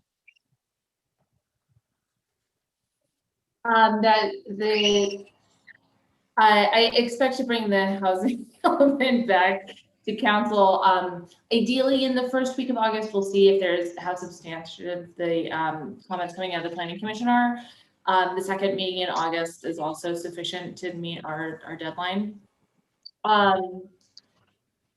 With regards to the other items that we had on the end of July, that the 2 items that I may want to bring back to the, hold on a moment. Thanks. The 2 items that I might want to bring back on the end of July are one, any comments that the council would want to issue in response to the Caltrans conversation this evening, because that comment deadline is July 27th, I believe. And I could work with Mr. Phillips and Mr. Pucci and perhaps members of the council to draft something, and then it could be ratified at a later date. The other item is approval for a final map, but that would be contingent on the council's next meeting. So if you chose to cancel, there's no pressing legal deadline for us to approve it at the next meeting. It could push into the first meeting in August. Thank you. Mr. Mayor, I've already asked Robin if she would draft up all the comments that the council members made tonight on the Caltrans project that needs comments by the 27th. We'll get that drafted and send out to all of you for further review and comment. And I think we could have a final letter that's signed by the mayor and then ratified by the city council at the first meeting in August, if you desire to go that way. So I guess my question is, Robin said that the bids haven't come in for the getting everything ready for us to go back in person. Do we have to approve those? Are we No, doing a not- wait? I'm sorry, not a bid. We're waiting for a quote. And so we should have that hopefully this week. And depending on the amount of money that we're looking at, you know, whether the city administrator can approve that amount or not, will determine whether or not we bring it to council. And it seems to me we have to see what that is before we make a final decision about the July meeting. Because if it's more than Mr. Phillips can approve, then if we're going to want to meet back in person, then we need to have a meeting to approve that. We can call a special meeting if necessary. It would be very short. Okay, all right. And if necessary, under COVID, it could be under an emergency expenditure too, as an additional option. If it was right on the borderline, you know, and it didn't make sense to bring it back, that's always an additional option. My guess is it'll be higher than borderline, but we'll see. I'll follow staff and other council members' lead on which meeting you would prefer to cancel. And I'm all in favor of, you know, a break for everyone. I mean, it seems pretty clear that we could do July 26th. And then it says here, and or a meeting in August. I mean, it seems like August, the first meeting in August, we have things for planning, and I would definitely not feel comfortable having a 6-week break. Because we will have an emergency meeting in the meantime, if that happens. Congress gets like a 6-week break. What does Congress do? That's right. They also give themselves big raises. And dare I say we do more than them? No, I think that the July 26th meeting canceling would be fine, but yeah, I think we should move on and just go back to regular in August. Okay. Then do we have any comment from the public? Motion. Sounded like a motion. Okay. Ask for public comment first, because Yes. apparently the public should be giving us input before we make motions and make our decisions. This is correct.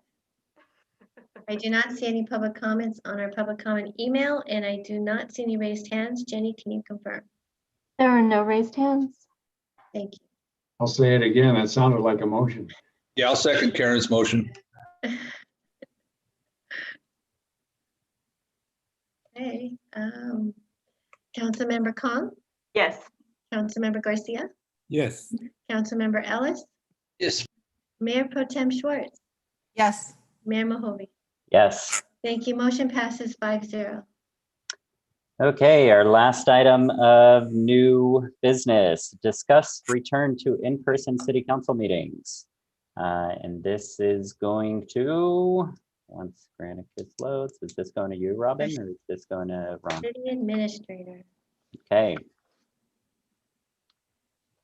Mr. Phillips. Ron, you've got it. Just as quick as I can pull it up here. Here we go. Mr. Mayor, members of the council, for the past 15 months, you've been meeting virtually by Zoom due to the COVID pandemic restrictions. Now those restrictions have been lifted by Inyo County and the State Public Health Department. And I think everyone agrees that it's probably time to return to council meetings in the city council chambers. The county is returning to Board of Supervisors meetings in public, and staff is invited, but they have not opened their meetings to the public yet. They're asking that the public participate virtually, as we've been doing up to this point. Since the July 26th meeting is now canceled, we will have time to perform the IT upgrades that are necessary to consolidate the current technologies with those that are compatible with Zoom. So we think that, as has been mentioned, that will be ready by the first meeting in August. So we don't yet know what those budget impacts will be, as Robin has said to you. We soon will, and we'll let you know at that point. But we are just presenting this to you for discussion, and would like to have you discuss it and make some decision on what you feel is best on the date to return to open public meetings, either with or without the public. I mean, I think I've made myself pretty transparent on this, that I kind of feel like if we're not willing to have the public present, that I don't see the point of going back to in person.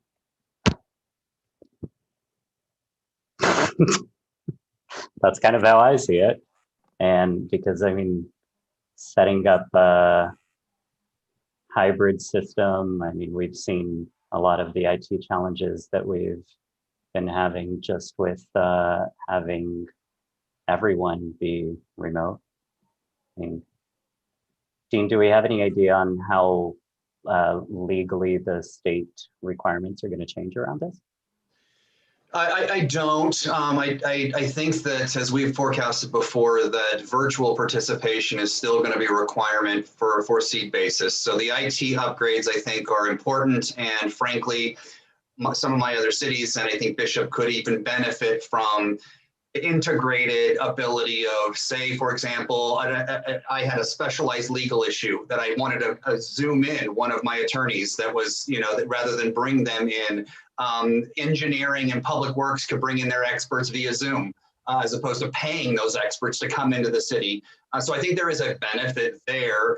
To answer the question directly, I don't think we're going to see any particular notable changes in fact, some of the rumblings is that masking and some protections, I don't know about Inyo County, but in some other places may be rolling backwards at some point in the future. So the last thing I'll note in terms of the public participation and some of my other experiences for some of my other cities is that right now the restrictions that the council would put in place if they wanted to allow the public back in would have to be posting saying basically, if you're vaccinated under the current rules, you don't have to wear a mask. If you are not vaccinated, we ask that you wear a mask. Number one, there's no way to enforce that. And two, there have been some other protests in other jurisdictions where people show up with t-shirts that say, I'm not vaccinated and I'm not wearing a mask, but it's my right to be here. And then the question is, what do you do then? And it just puts the council in an awkward scenario. So those are just kind of throw those out there for discussion and observations. And So can I ask a question about what the upgrades are? I mean, I noticed when I watched the supervisors that they have a camera close to each person so that when you watch on Zoom, it still looks like this. Is that what we're talking about? Or is it going to be like the supervisors used to be, or like it is with Frida, where it's just going to be a wide shot of all of us? I think that matters when we're talking about whether we're moving the public back into the meeting or not. So can you fill me in? Robin, do you want to talk about what you've been talking to? Yeah, I think the idea is to have all the council back in the council chambers, sitting at the dais and performing a meeting as normally done in the past. And people, if they are invited to join us in the council chambers, will have the opportunity to speak at the podium and address council with public comment. So whatever restrictions are being put into place to limit access or having people, I've heard people waiting outside so that there's only so many people that can attend a meeting. You know, that's to be seen, but as far as the actual capacity of just having the Zoom meeting with the council here, the council will be able to view the Zoom meeting on the monitors that are in the council chambers. And anyone else who is sitting here can also see those people as well. With the raised hand, public comments will be noted and people will be able to speak as normal as you have been doing it on Zoom. We have Granicus, which will be recording everything as we had in the past. So we have all of that covered as normal. My understanding is there are these wireless mics instead of these wired mics in the council chambers that will help allow people to be, the council to be heard as well as the public. We'd have a separate one over at the podium or anywhere else we would need it within the council chambers. We have to be careful with the sound system for feedback, so we don't really want to put them under where all the big speakers are, but you guys are all in the front of the room. We could probably conduct a meeting as we are right now. So with the special camera that will be specific to the Zoom meeting will be placed in the council chambers in the most optimal view, which is probably going to be similar to the Granicus view you see online in the past of the past council meetings have been recorded. And I'll have a separate PC dedicated just to Zoom meetings, and being able to even move the camera, and I'll have a chance to rotate is what I'm hearing.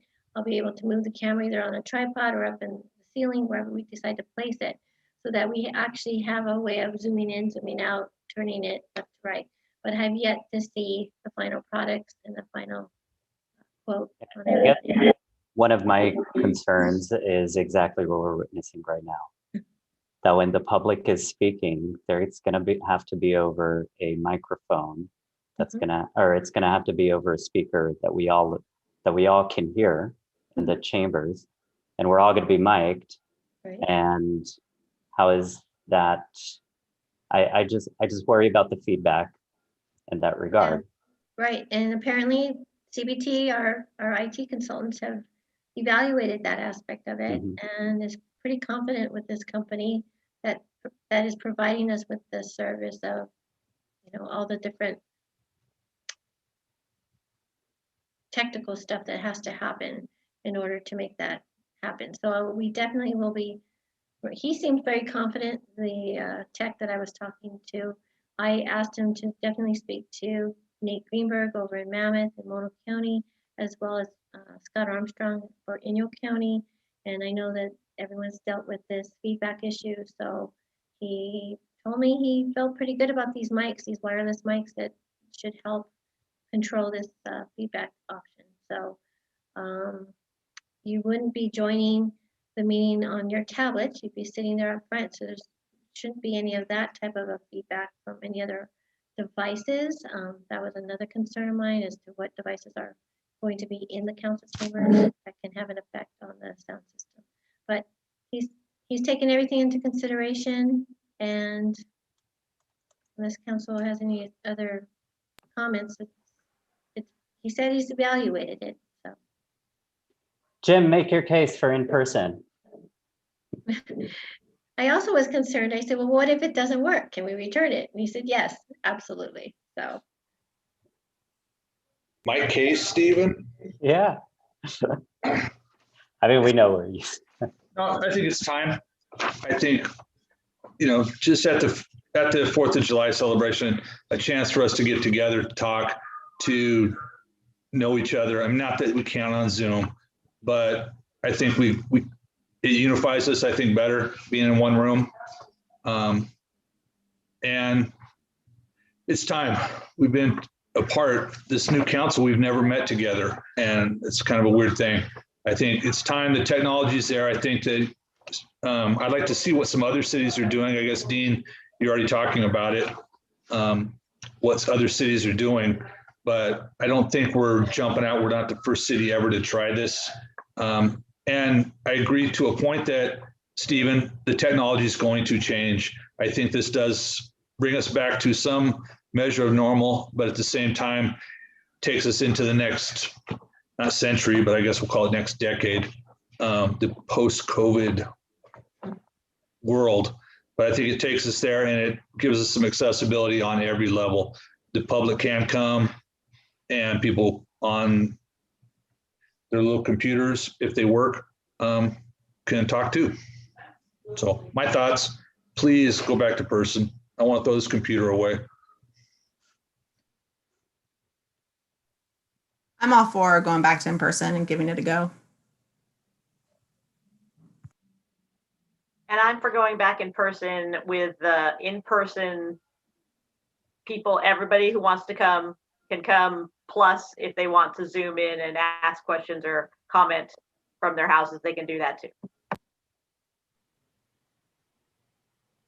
So are you And I guess I'm saying, gonna be the, I'm sorry, Stephen. sorry, go for it, Jose. I'm gonna be the Grinch.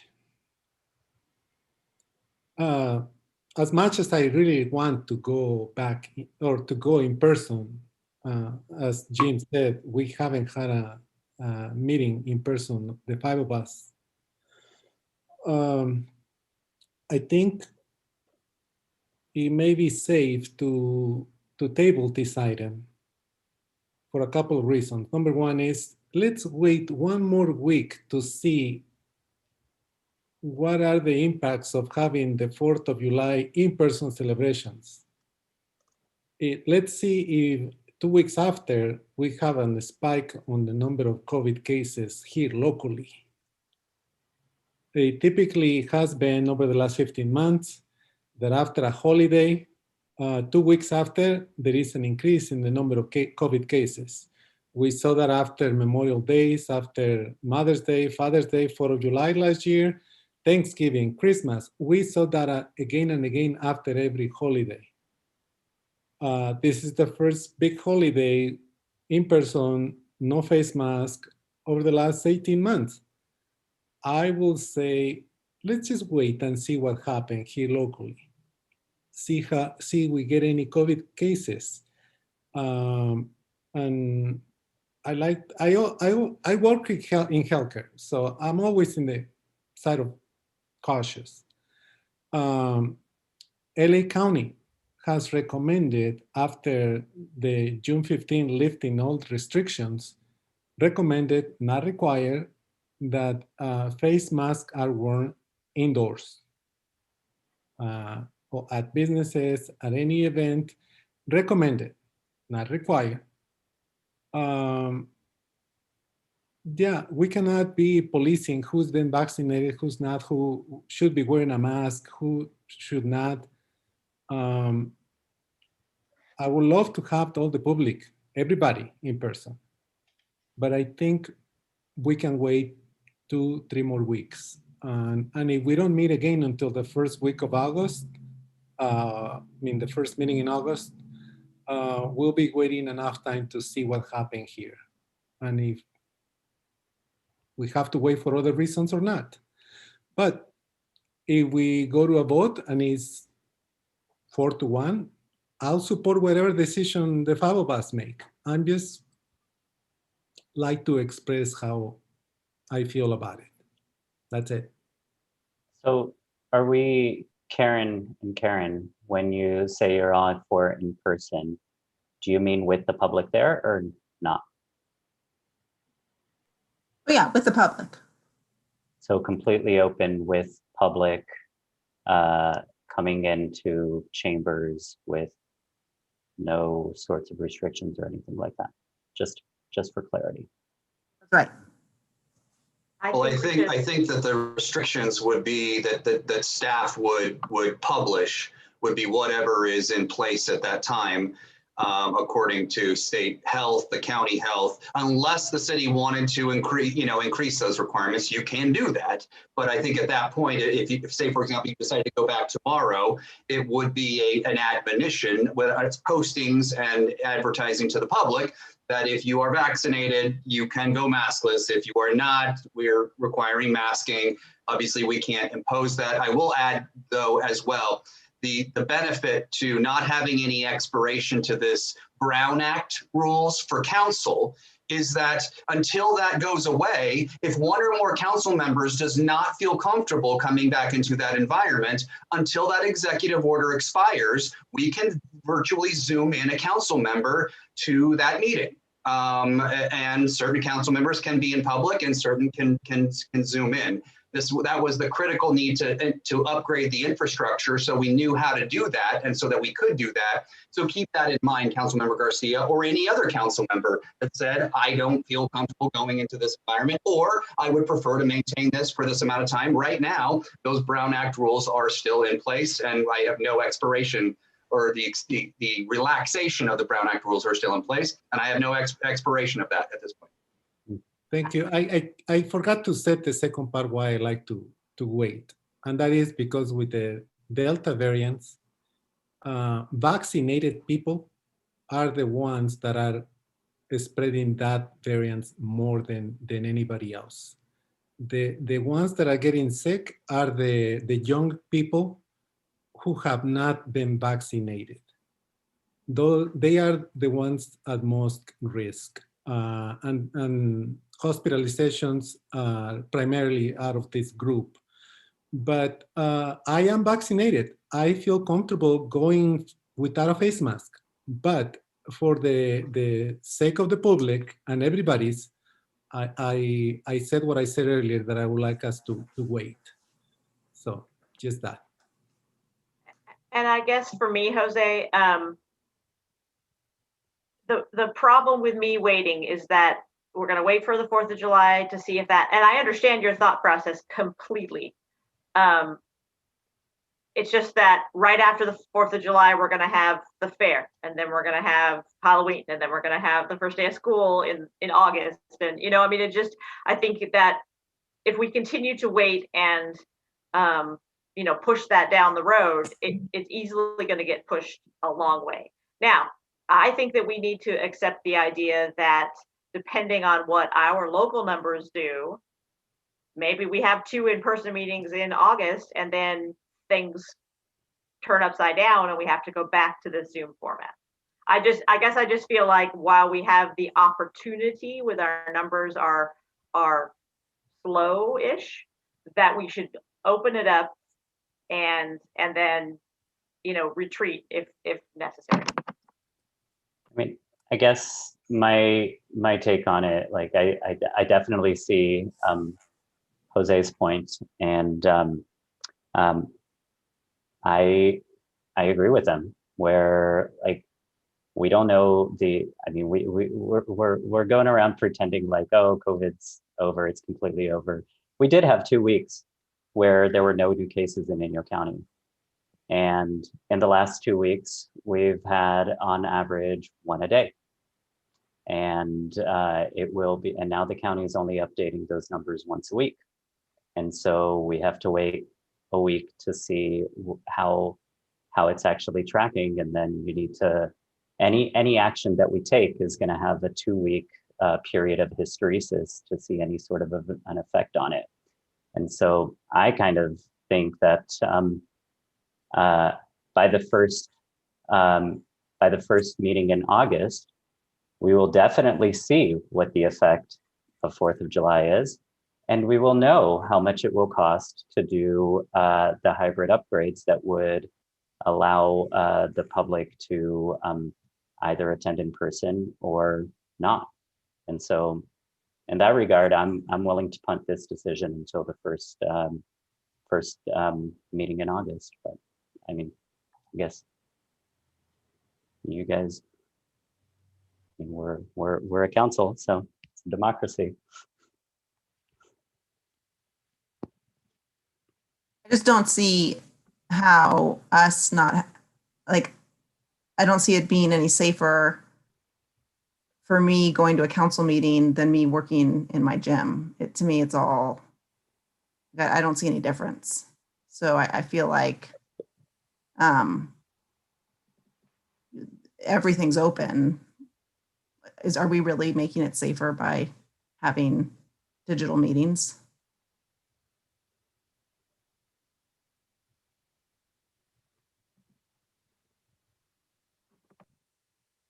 Yeah, and we're talking a meeting, we're on a dais, the audience is out there. I can't picture that being less safe than handing them pie and ice cream and watermelon. So I just think it's time. I mean, there's a difference of being in an enclosed room versus outdoors. So. Well, I don't think that this is not an action item tonight, council. And so I think that we got clear indication from council members Kong, Ellis, and Mayor Pro Tem Schwartz. They would like to open both public, both aspects of it. I think you bought yourself some time by cancellation of the July 26th meeting. So that gives staff some time to get the budget, the IT stuff, that may change. The schedule may change on that. You may have updated numbers, updated county stuff. And so I think you did buy yourself some time. I think staff does have a direction in terms of what the majority at this point. And I think we can keep council members up to date as the time goes on. And if that changes in terms of majority direction, then it changes. If not, then Ron can make his decisions administratively on how to notify you and coordinate the reopening. I think Jim really wants me to have a gavel. Yeah, I'll second whatever Dean just said. Well, it does give us the opportunity, having that canceled meeting, to keep an eye on the numbers. And Sure. If nothing happens to the numbers before the first August meeting, then have at it. Okay. Cool. Then we will move right along to future agenda items. Jim, do you have any future agenda items? Karen Kong. I don't have a future agenda item. I would like to propose that we figure out a kind of regular schedule for the county city liaison meeting so that we can continue that and we don't miss opportunities to talk about something that is coming up. Jose. Nothing at this time. Thank you. Karen Schwartz. I received, and you guys probably did too, a phone call from some constituents regarding the sale of fireworks within our city limits. And I think it would be beneficial for our constituents to have that conversation, whether or not we agree on it, but I think it's the right to the public. There was enough outrage from the calls that I received that it would warrant a discussion and to see where the public is at with that being allowed or not allowed within the city limits. Robin, you got that? And I don't have any future agenda items. So council and committee reports. I'll go first. There were no meetings in the past 2 weeks, but the big day in the park was a tremendous success in my opinion.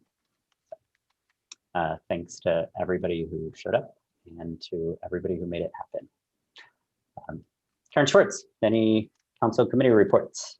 I attended the ESTA regular meeting and we approved our budget for the next fiscal year. There was really nothing else to talk about in the meeting.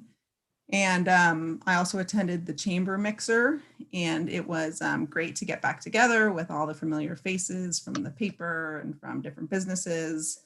It was extraordinarily hot at Laws. I think like the air just stopped circulating over there for some reason, but I survived for about an hour and then I melted, but it was great. And I was really happy that the chamber is putting the mixers on, and I really appreciate them. And it just was great to get together with people again and connect.